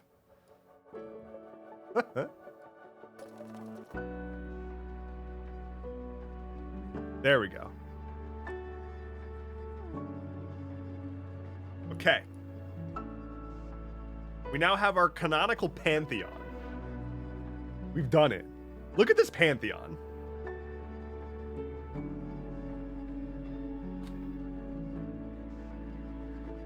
Kind of feel like there should be a fourth container for things that can envelop an entire range. Okay. So let's just make sure that we're happy with this setup. We've got, at the top, we've got the gods that are sort of like controlling concepts that have massively wide-ranging implications. So nature, time, death, darkness, Bob from accounting, and reality. In the middle, we've got gods that are sort of like derivative or control a more specific aspect. So we've got light, blood magic, fire, divination, gravity, war, and geomancy. And down at the bottom, we've got our dirty little fucking slutty gods that will let anybody use their magic. You just ask, my guy. We've got necromancy, cooking, fear, colors, illusion, rain, storm, and dream. Digging it, digging it, digging it. Cool. Okay. From here, we're going to rework these into tiers of gods. Top tier. Let's just get these moved on back over into a document. Nature, time, death, dark, Bob from accounting, and reality. Mid-tier, light, blood, fire, divination, gravity, war, geomancy, and shit tier. Probably not shit tier. Low tier. Necromancy, cooking, fear, colors, illusion, rain, storm, dream. Now, we've got these 3 tiers of gods. I want to actually turn this into a table.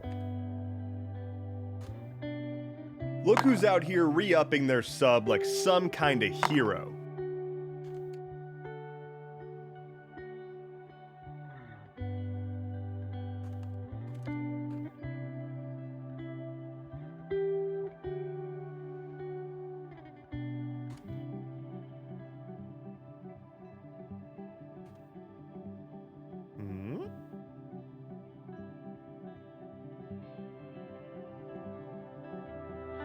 Stop it. I'm being defeated by Obsidian. It turns out Obsidian is hard and really difficult software. You should never use it. Horrible, horrible software. God, I don't like saying that. I take it back. I didn't mean it, Obsidian. I was just joshing. Okay, now I can see it all on one page. Very good. So, now... so this is, can a god cover more than one magic type? I think that the way it works is like... I think the effects that gods have, like if you're in the top tier, you probably can inherently do the effects of the mid tier and low tier stuff. And then if you're mid tier, you probably can manage doing some low tier stuff. Not as much. I would say, like, if you're the god of nature, for example. Oop, not gravity. Gravity. If you're the god of nature, for example, like, you can probably fuck with, like, rain, storm, like, a little bit of light, maybe, a little bit of fire, maybe, a little bit of geomancy, maybe. Like, it's not like you are inherently great at those things, but they are in the same vein. So I like the idea of working your way up the ladder of gods as a spellcaster, basically. The next thing I would do is turn all of these into links. So let's just do that real quick. Huh? Hey.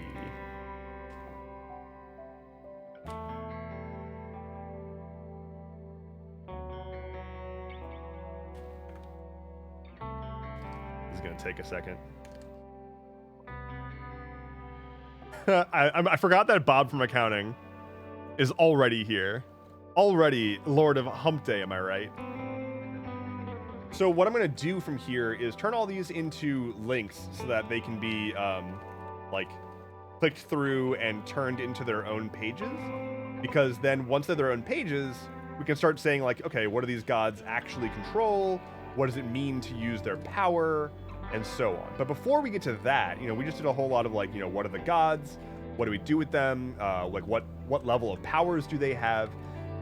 Before we get to like, what do they specifically do? I want to talk a bit about what does using magic actually entail and how does it manifest? Both from channeling the divine stuff directly and also using you know, like reaching into the fourth dimension and taking it for your own dang self. We've got the tiers of gods. Let's just put that aside for now and make a new document. What does magic do? Multi-level magic. Just sign 3 friends up as lanterns and you can run your own lighthouse. Perfect. Emery says, I love us using a polytheism instead of monotheism. Why would you limit yourself to a single god? That's boring. Hello, Burb the Glock. What's up? Rolled a 115 worse than last time? I'm very sorry. Hello, Itchy.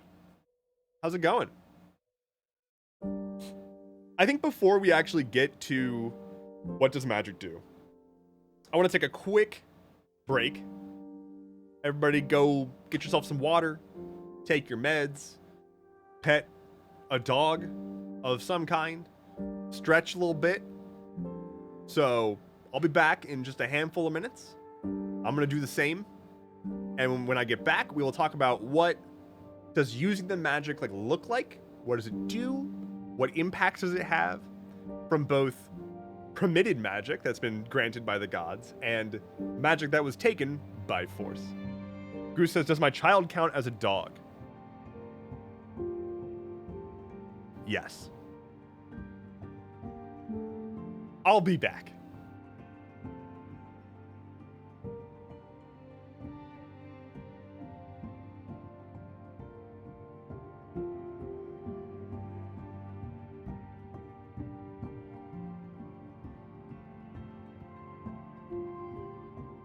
Attention!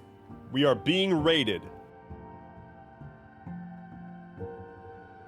I like that, like, literally, the second that I hit the BRB screen, Aspire to Write is raiding us. So, hey everyone.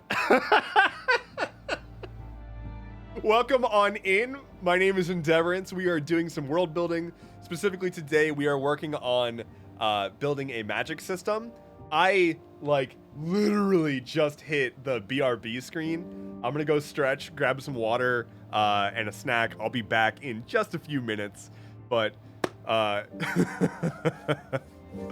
saw you suddenly hit the BRB as I hit the button. Oh my god. Well done. Incredible timing. But I will be back very, very shortly. Just a couple of minutes. I just want to go stretch and get some water. So I'll be back. Just a moment.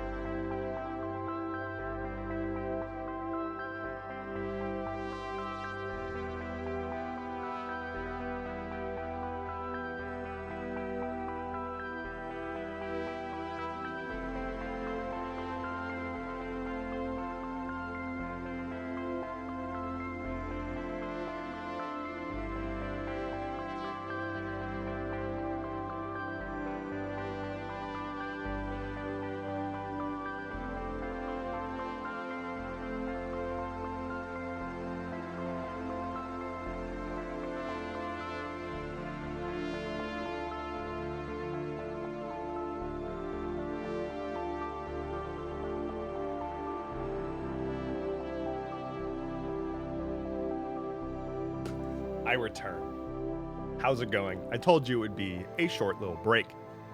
So,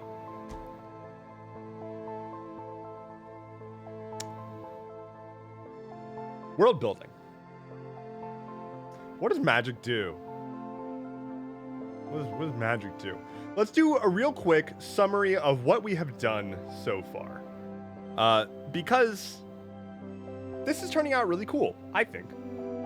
So what we have made is peace, starlings, for an elder is among us. 13 months from Milo.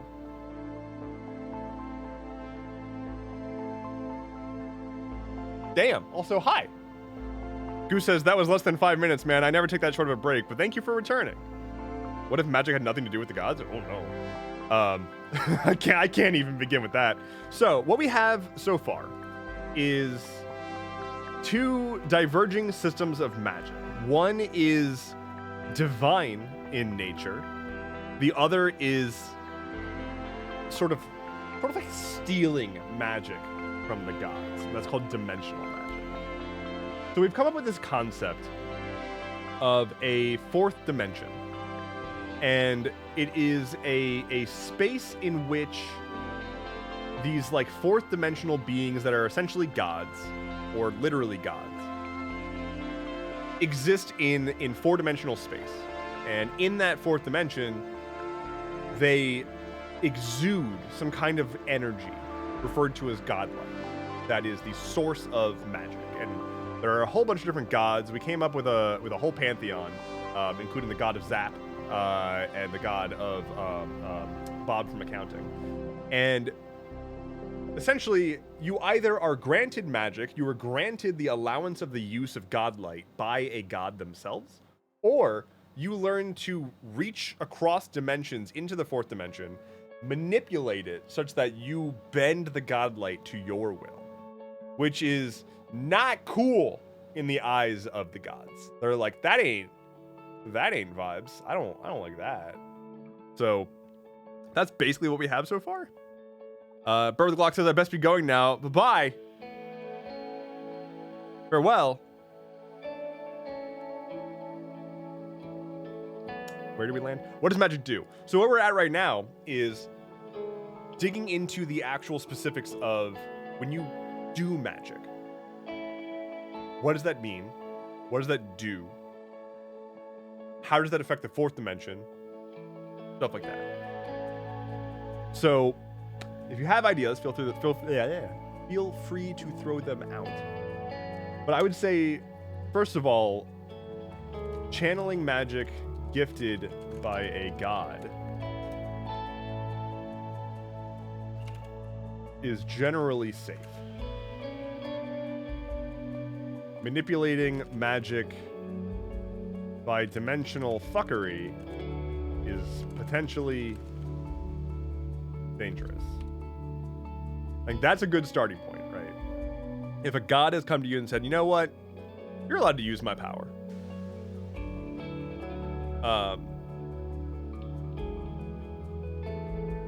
They're probably not going to just, like, then screw you over. They're probably not going to be like, here, use my power. Also, you can destroy yourself and reality with it. But instead, like, you can tap into a bit of my power and use it. But if you are going in for your own dang self,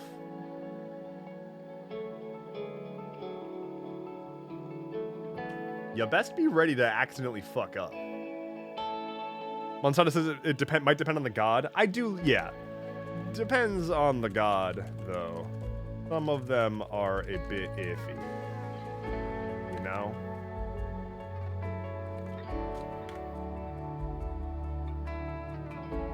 Milo says, I just got done playing Destiny, so all I can think of is light and dark powers. Fair. Very fair.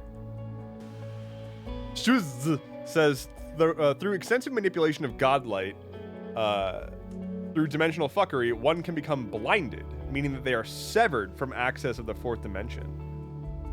Ooh. Interesting. Like the magical equivalent of like being locked away.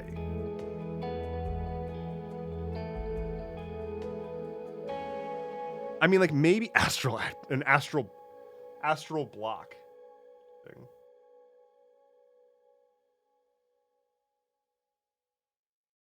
So we're talking about like dimensional locking, right? Like dimensional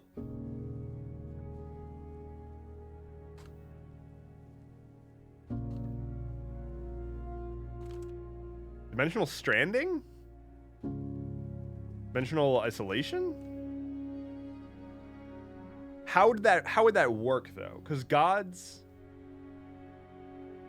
I think for this system to be engaging, the existence of dimensional magic needs to put mortals somewhat on par with gods. Not literally, but like it's coming from a place of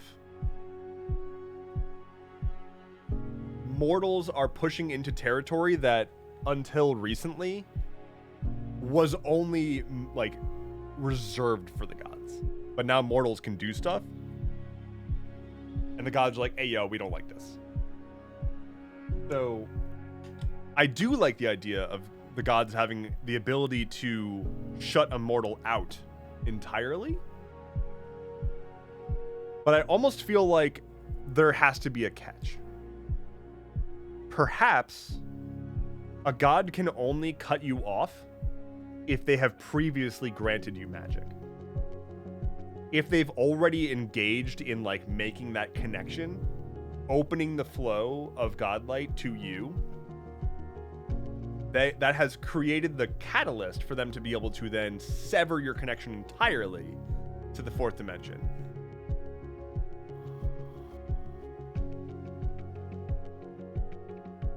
If that happens, does that make you also immune to magic? Like you can't use it, but it also can't affect you.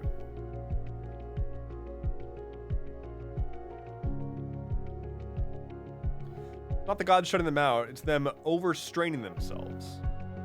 Of course, they get there gradually with lesser side effects. So that you're talking about like the dimensional people straining themselves too much? Christoph Dan says, all dimensional intruding runs sound like madness. Being lost to that dimension. Ooh, okay, yeah. I think this is getting closer to what the original idea was. Is like, it's more of an exhaustion or madness rather than a lockout.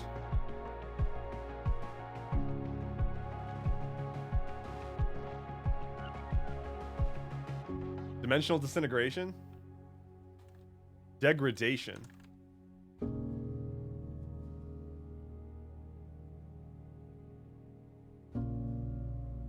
Dimensional degradation? We like alliteration. So, like, using dimensional magic too often can possibly lead to dimensional degradation?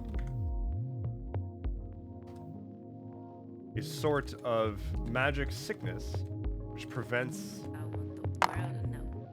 access to any and all Godlight.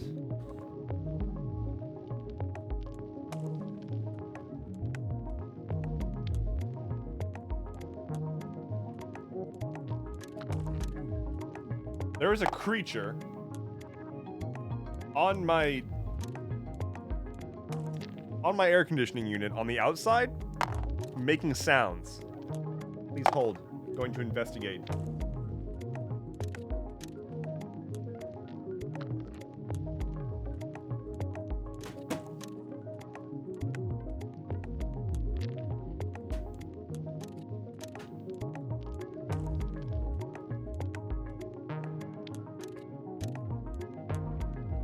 Creature.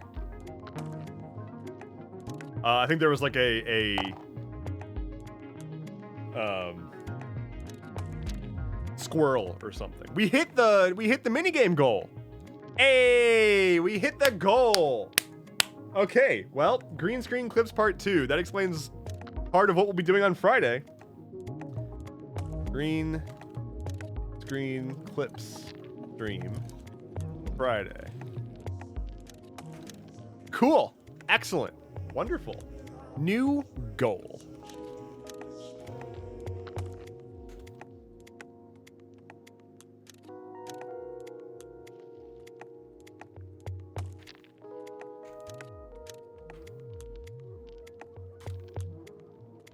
New sound redeemable.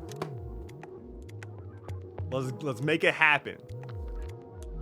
Goose says, gotta go, Dev. Enjoy your stream. Thank you for popping by.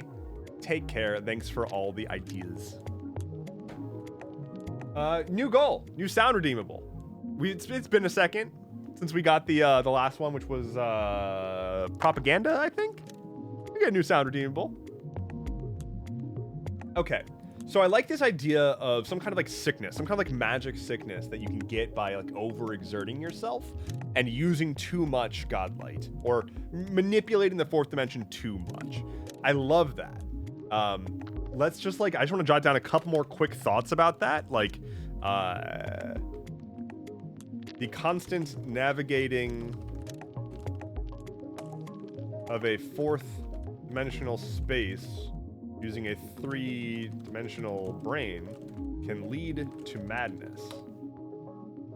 Washout? Ooh, I do like washout. Oh, Ollie wants me to roll dice. Okay.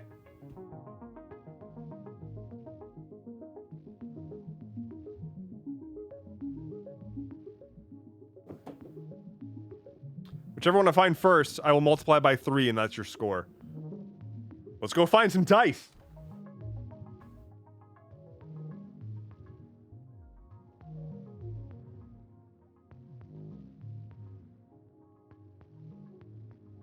Well, I've got good news and bad news.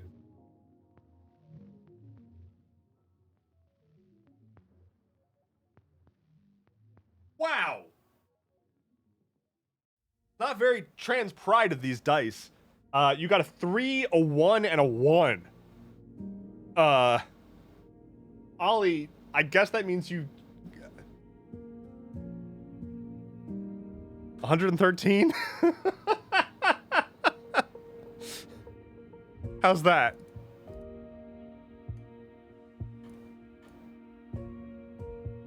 Okay.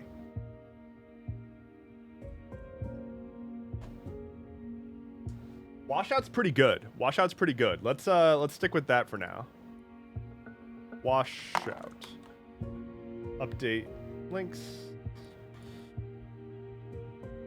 A sickness that can occur when a... We never did name... Did we name? When dimensional mages overexert themselves in using fourth dimensional magic. Obfuscation / shadow magic.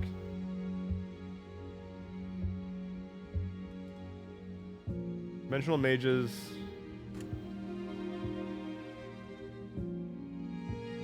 aliases shadow magic. Shadow mage. Dimensional mages, aka shadow mages, or users of shadow magic, are people who have learned to reach into the fourth, or to manipulate the reality of the fourth dimension in order to bend and refract Godlight to their will, spiting the gods in the process.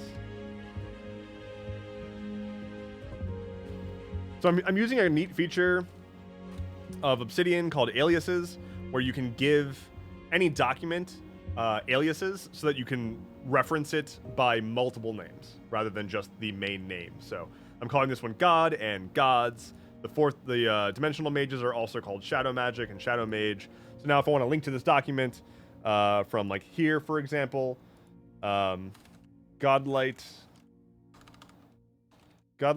can also be manipulated by... So now I can just do like a link to Shadow, and it says, oh, Shadow Mages. And that will link to Dimensional Mages. So that's nice.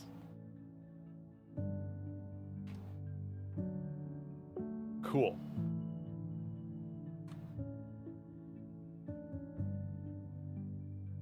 Though this goes against the will of the gods. Neat.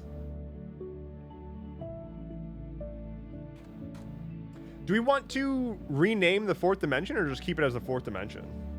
I think it's fair to just call it the fourth dimension. I think that kind of like leans into the whole like explaining the three-dimensional, fourth dimensional relationship thing. With like fourth dimension casting a shadow into the third dimension, so on and so forth. I do think I'm going to stick with fourth dimension, actually. Okay. Terms, we'll make a new folder called reference. So I'll have the Pantheon. Bob from accounting can go into terms. Tears of Gods goes in there. Washout is terms. What does magic do is scratch work. Hello, Lilith. Welcome in. How's it going? Everyone say hi. Everyone go follow Lilith. Everybody go just like show tons and tons and tons of love for Lilith. Says, I just had a tornado warning for my area, so I'm hiding in here while listening up. Oh my goodness. Yeah. Yike. With this magic system, it feels like paladins versus everyone else. That's interesting to hear, because like I'm seeing it sort of as like the opposite. Clerics versus artificers is actually, yeah, I think that's like more, it's more like clerics versus sorcerers, where clerics have shown, clerics are established, like the people who are using magic granted by the gods are like pious and like committing themselves to those gods and embodying those principles. Whereas shadow mages are fucking with magic in ways that were not intended to happen. That just gave me a really good idea. Wait a minute.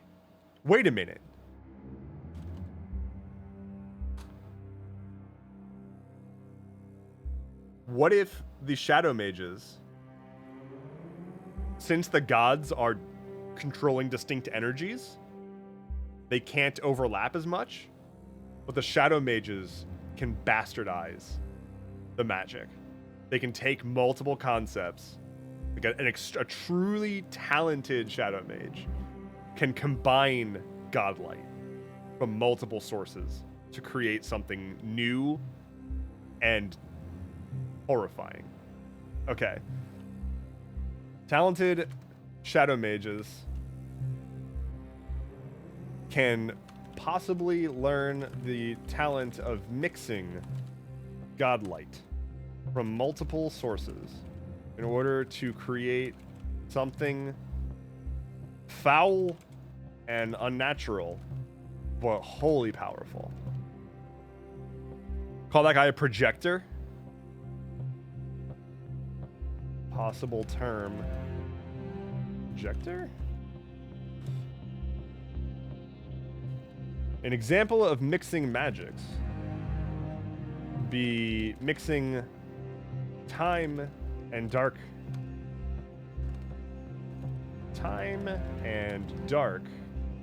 to create an endless void, a nothingness within a space or the mind of an individual.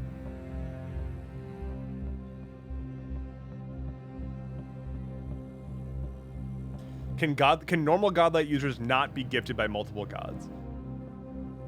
I think that would be incredibly rare.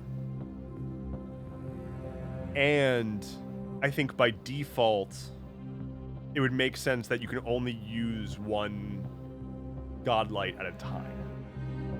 So like if you did somehow have the favor of like the god of fire and the god of geomancy, you could like shoot a fireball and then move a rock, but not shoot a fire rock, right? Because the only reason I put that restriction on there, this is an interesting tip, I think. The reason I put that restriction there, I love the idea, but the reason I put that restriction there is one, to have more of a bit of a difference between like the two different types, but two, if you put in a restriction, that means that you can have a character break that restriction, which then adds a whole lot more around that character. If there is a restriction, however arbitrary, if there is the restriction of if you are a good boy and you're trying to do good boy magic, you are at an inherent disadvantage in theory. But there exists this one person who for some reason is able to mix Godlight together despite having grants from the gods. Why? Why is that possible? Like that is what you can create by putting restrictions on concepts. So let me go ahead and just get that written down real quick. Lanterns. Lanterns can typically only channel one source of Godlight at a time. It is incredibly rare for a single person to have multiple gods bestow magic upon them.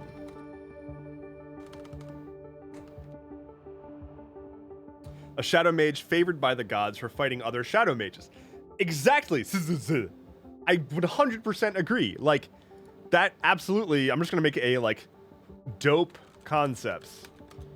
A shadow mage who has curried favor of the gods because they are hunting down other shadow mages.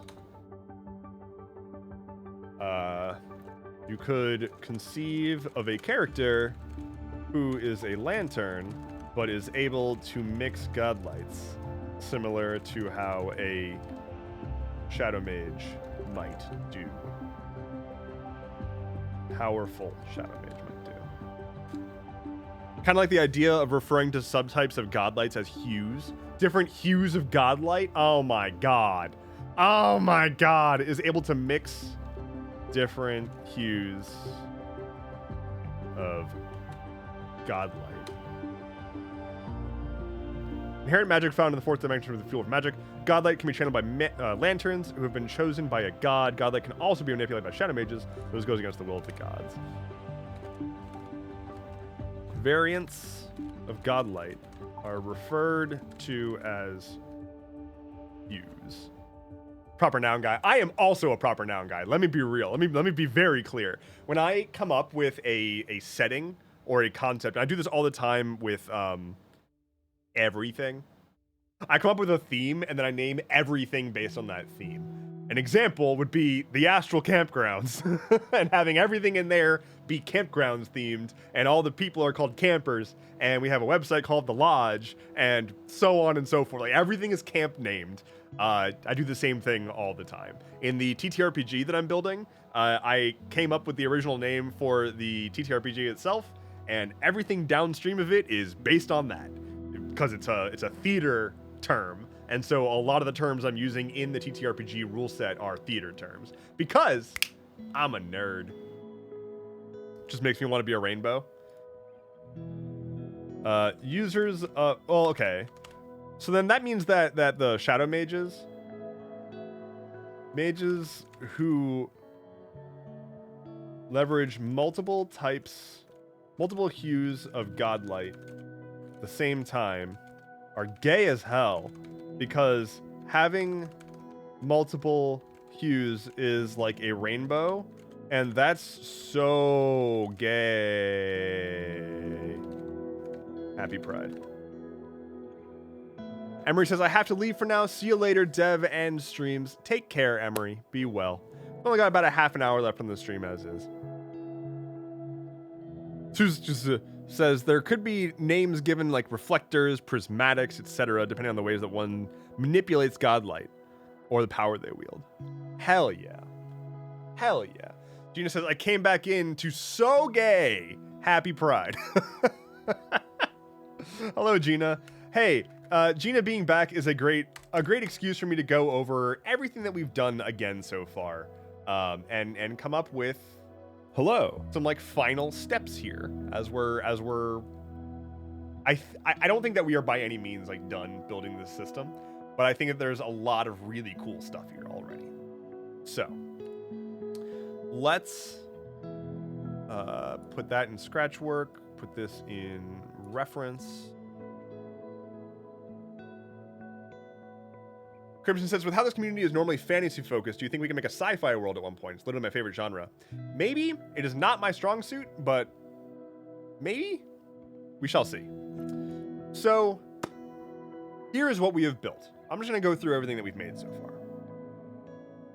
We have built a magic system. It has no attachment to a given world. It just has a few points that need to be true in order to be able to use it in your world. We've built a magic system that's based on a normal 3-dimensional reality and an extra dimension, a fourth dimensional reality where the gods live. In that 4th dimension that is inhabited by gods of varying concepts, each god exudes their own sort of power that's referred to as Godlight. Godlight is what is the thing that is actually channeled to produce magic. So mortals can channel Godlight to produce magic. Godlight can only be channeled by a mortal if it's been bestowed upon them by a god. So if you are a bit of a sort of like a cleric, if you are pious, if you study for that god, if you become one with their tenets, you might curry their favor, and they will bestow the ability to use their Godlight to cast magic. But there are some people who don't want to be pious and don't feel that they need to have a god bestow power upon them, and instead they can take it for themselves. These people are called shadow mages, also known as dimensional mages. And what they are doing is literally reaching past the 3rd dimension, manipulating the 4th dimension, where all of this just tides of Godlight are. They are reaching to the 4th dimension and manipulating it to reroute and rework the Godlight to their will, in spite of the gods. The gods don't like this because their stuff is being messed with, but there are mages that exist that are, instead of trying to get the favor of the gods, they're just circumnavigating that entirely and just going directly to the source, but in a very crude way. They're not tapping in directly to the Godlight, they are manipulating the Godlight to hopefully get the effects that they want. And so in this way, you are able to reach out to incredible levels of power, because you don't need to curry a god's favor to get their power. You can just go take it for yourself. But it is much more likely that you're going to fuck it up. And it is much more likely that you're going to do something catastrophically destructive. On the flip side, you also have the opportunity to combine multiple Godlights, multiple hues of Godlight. So perhaps, whereas there might be one person who's been given the ability to cast nature magic by the god of nature, and another person who's been given the ability to cast fire magic by the god of fire, you might combine those two magics and create a fire tree. Or like maybe the god of storms and the god of dreams. And you combine those as, against their wills. As a dimensional mage, you combine storms and dreams to make a storm of nightmares, where the air is thick with magical rain that causes everyone to enter a waking nightmare. And Flynn's freaking out in the background. I don't know if anybody can hear that. Anyway, so that's rad. That's what we've built so far, generally. We've come up with some gods. Where is our pantheon? Here's our pantheon. So we made a pantheon of gods that range from like prissy and hard to hit on to like just a dirty little god. You just get down, just fucking use my magic. I'm a dirty little god. So up at the top, we've got nature, time, death, darkness, Bob from accounting, and physical reality. In the middle, we've got light, blood magic, pyromancy, divination, gravity, war, and geomancy.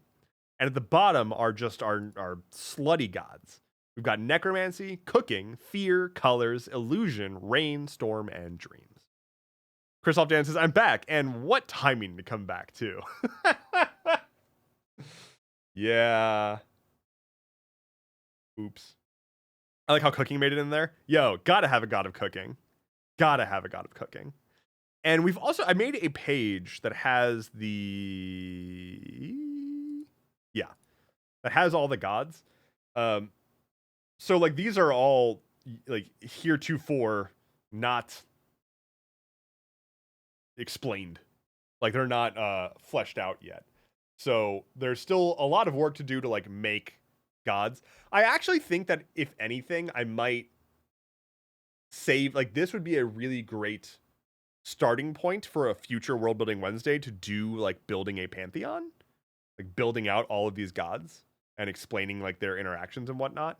But I think for now we can just leave it at these entities and powers exist, and the only thing we need from them is to exist right now, because their mere existence produces the juice of magic. So just their existence is enough for now. Oh no, we ran out of music. I have remedied the situation. That's very good. Cool. We've got... Let's do a little bit of cleanup. Coffee Mom wants me to hydrate? Thank you. I could...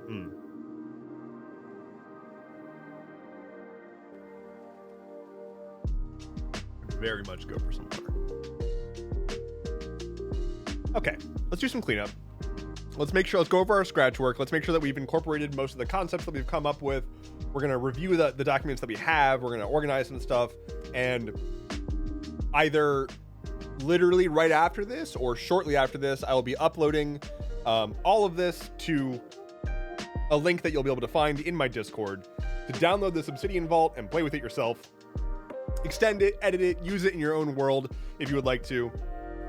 This is all free. So, let's just go through this real quick. Obfuscations, shadow magic. What's being manipulated? We answered that question. The answer is Godlight. Requires study and practice, sometimes a lifetime's worth. Yeah, one of the main things about dimensional magic. And I'm actually going to go into here. I'm going to change this to just be called Shadow Mage. Shadow magic, dimensional mages. Dimensional magic. Yeah. So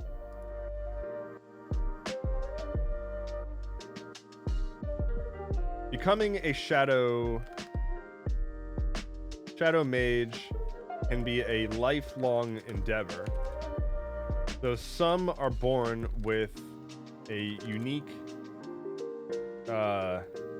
propensity? Is propensity the word that I'm looking for? Propensity. Yes, that is the word I'm looking for. Unique propensity for the mechanics of manipulating godlights. Okay, so yeah, it's not like you just can reach out and be like, I want god powers. It's like a thing. Like, you gotta learn it. Gods hate this one weird trick. Yeah, they're not too keen on people using their magic without their permission. Perhaps what is happening is people manipulate. Yep. Okay. We can clear that out. I'm actually just gonna make instead of deleting stuff, I'm gonna just make archive. Do that. Divine magic ideation bestowed by gods, doesn't require learning, instead is divine intervention. Driven by piety, gods are living in a fourth dimension. Their magic can be literally blocked by dimensional magic. And yep, cool. Archive that.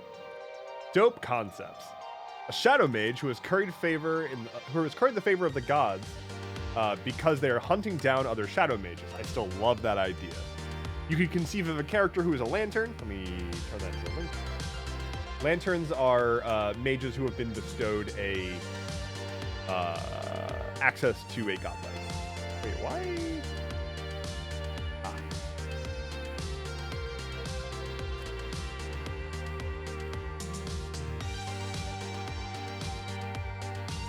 That.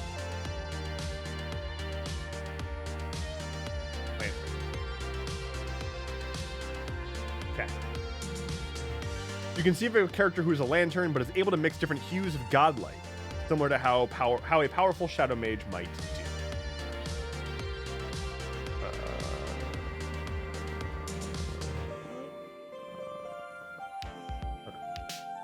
Inspo. Don't really need that. What are gods? Archive that. What does magic do? I think this is still okay. We made washout. You can dimensional, yeah, could lead to washout. Channeling gods is generally safe. Yeah. All right.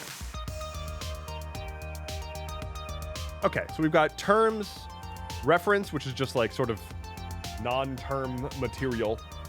Let's take a look at our graph. Hey. Okay. We've got our gods star burst over here with all these gods that we have not actually made yet. But this looks cool. The tiers of gods.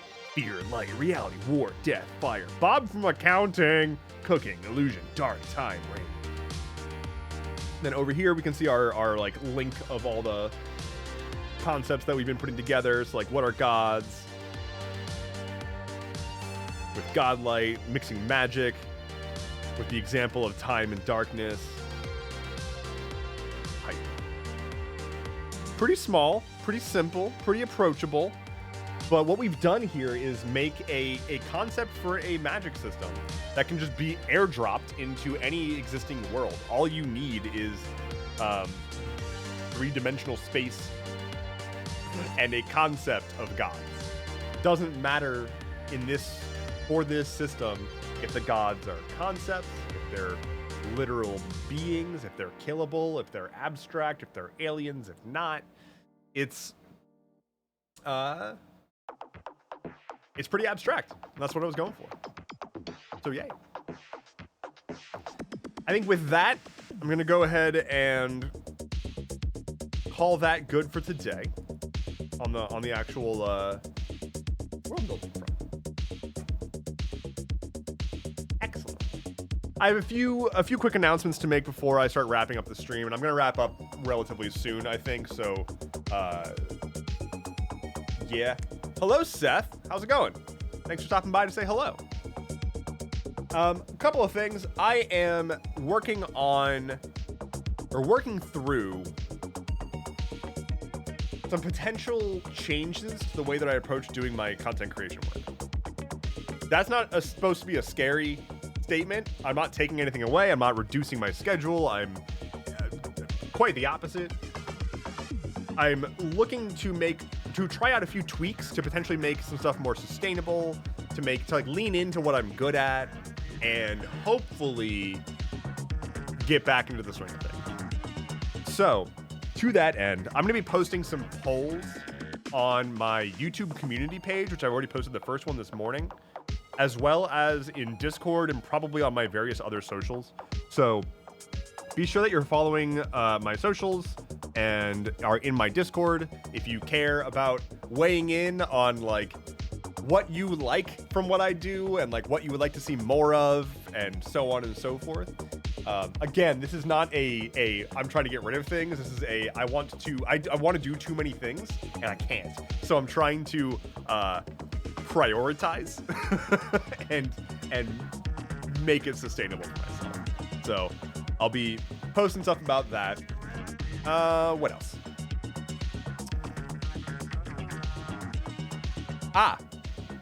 Let's talk about Twitch real quick, just for a little bit.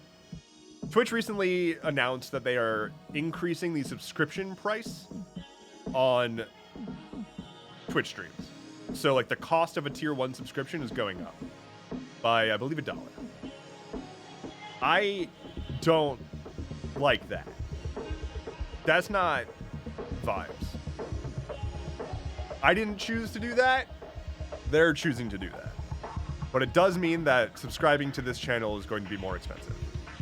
I 100% understand if that is a deal breaker, and if you are not able to sustain the new rate, perfectly understandable. If you want to support me and you don't want to have to worry about constant price fluctuations at the whims of Amazon, you can support me on Patreon.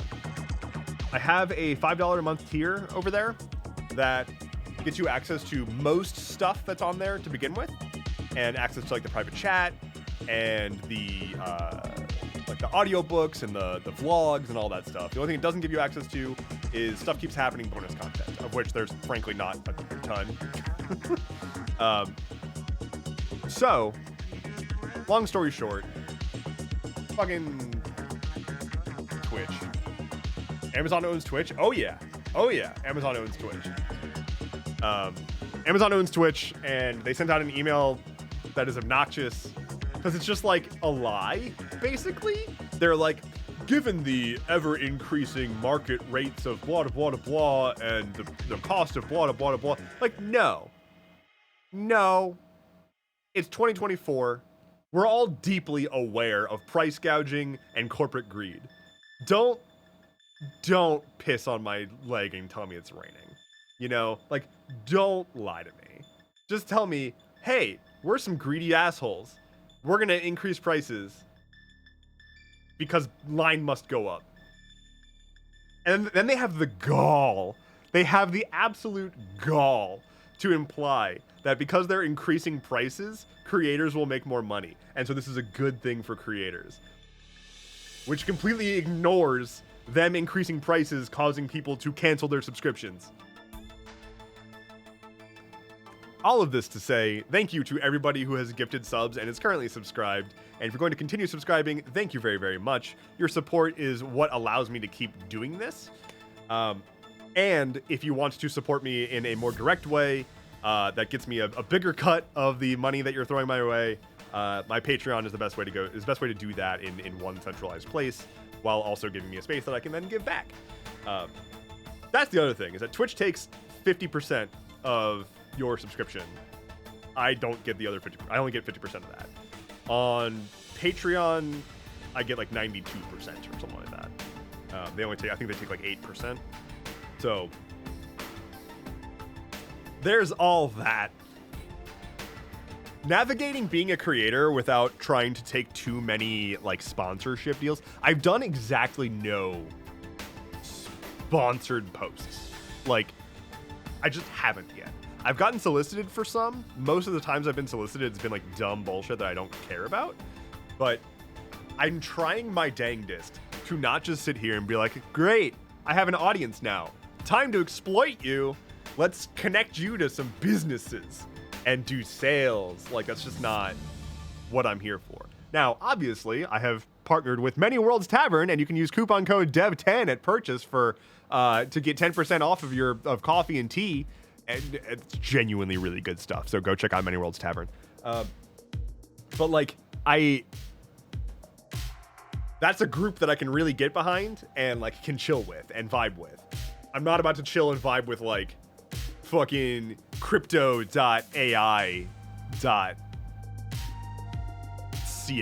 you know, like it's just not what I'm doing. I did actually just today. Hold on, let me read one of these to you. Let me read one of these to you. This is really good. This is really good. Okay. Subject. This is an email I got today to as a sponsorship proposal.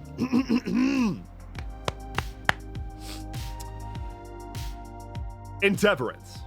We love your TikTok content, and we think your product would resonate. We think our product would resonate with your audience. All you have to do is send your referral link to your friends or audience. If they become a customer, I'll pay you 20% in commissions. Plus, they will get 1,000 leads for their business. Get your link. The following link has multiple hyphens in it, and they put a space between the dot and com, but presumably to avoid spam detection. It says, if you have any questions, just reply to this email so I can help you. Looking forward to paying you, Mike Jones. Now, here's the best part. Never mind that it's Mike Jones signing off. The email address is, the name associated with the email address is Lauren McLaren. Lauren McLaren 69 is the email address. Signed Mike Jones. Sales. Who is looking forward to paying me because their product will get thousands of leads for your business. Everyone knows that my audience is famously a bunch of business boys, and you all are constantly looking for thousands of leads for your business. sure it's not actually spam? It seems very, very real. This is what happens when you're famous. Everyone wants a piece. I just wish the pieces that they wanted were good. I will say I got one that's like a mini PC that I might do just to get the free shit. Because like a lot of the stuff is like, we'll send you a thing, just do a review. It's just that they're like, we think that our product will resonate great with your audience. We make plungers. So if you sell plungers to your audience, like, look, I know that there's a lot of people with IBS in my audience, but I don't think I'm gonna be shilling plungers. Devin says, wait, are you ending your stream or is this a transition period? I am kind of wrapping up right now. I just forgot that I was doing that because I'm now ranting about stuff. So, free Shavakadu, hell yeah. God, free Shavakadu. What if it were crowbars? I don't know why that would matter. I don't know what that has to do with anything. I can hydrate.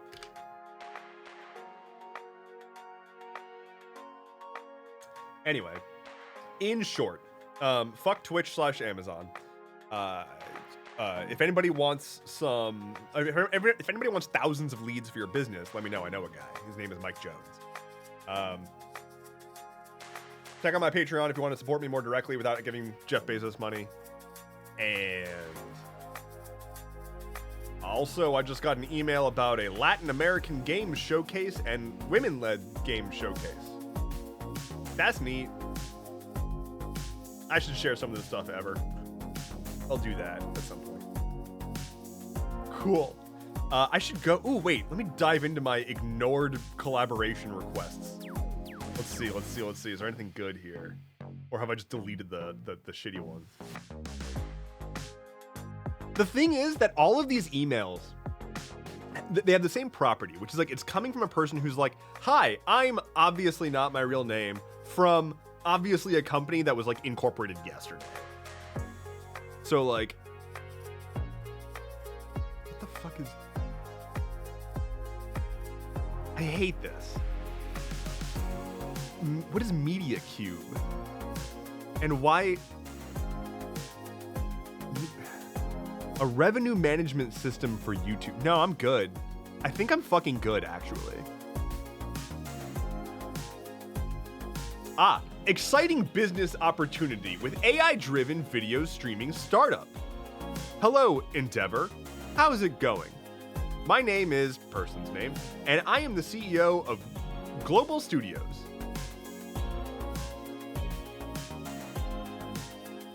We are pioneering a video streaming platform that leverages AI technology to produce perfectly dubbed movies and TV shows. I've been impressed by your insightful coverage of AI topics and believe there will be great synergy between our goals. My brother in whatever you pray to. You know enough to say that I do AI. I've talked about AI in my content. But you didn't look at what I said about AI in my content. Oh my God.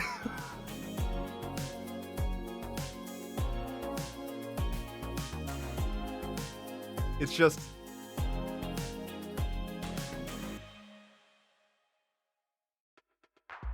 yeah, absolutely AI generated.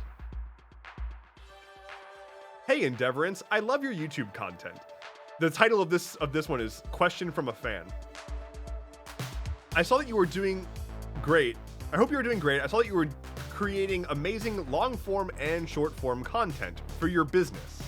And I can definitely help you skyrocket your engagement. I'm good. You're obviously not a fan. Like,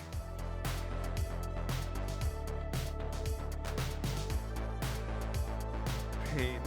Just tension headache. Oh, I also got a all right, last one. I'm not trying to sit here and just torch any possibility of me ever working with anybody by just making fun of people. But I did get multiple very thirsty emails from the marketing team at another like news group. I shouldn't say another. I'm not a fucking news group. At a news group, and they were like, "Hey, we had an Instagram reel that went viral over the weekend. It got 20,000 views. Do you want to interview them, the people who made the video, and have them on your channel so that they can talk about their message?" And it's like, you're trying to impress me. You're trying to use, like, leverage your video's success to have me bring you on to my channel, which gets like more views per video than what you just called a viral video. Like, do you realize what you're saying here? I don't know. They just kept emailing me being like, "Are you sure that you don't want to interview these people?" I'm like, "I don't know who the fuck they are. What would I interview them for? They made a reel and some people saw it." Okay, cool. What? Anyway, the other thing I get a lot is people wanting me to join their streaming platform or whatever. And cool, but also no, because that's going to add so much overhead and I'm not going to get anything from it. Like, your streaming platform is not going to. I'm going to stop. I'm going to stop ranting. I'm going to stop. I meant to stop the stream like 30 minutes ago. Cock Mom says, "I get so many, I can help you make graphics for your brand when I stream." Like, did you look at my channel? Hello? What? Yeah, nice. They don't do a whole lot of research up front. That is for dang sure. All right. That's going to do it. Thank you all so much for hanging out. I hope you enjoyed this World Building Wednesday. The last announcement that I have is that look out for a slight schedule tweak. I believe I'm going to be starting World Building Wednesday an hour later. Mostly because eat food. It's easier if I don't have to do it, if I don't have to start by 5:30. So I'm going to be pushing World Building Wednesday just sort of back 1 hour. Hopefully that means that people can get home, get settled, get prepped, cozied up, ready to do some world building by the time that we actually start. So just an FYI, next week there may be a different start time. That's all I got. Okay. Take care. Be well. I will see you on Friday, because it's only Wednesday. See you on Friday.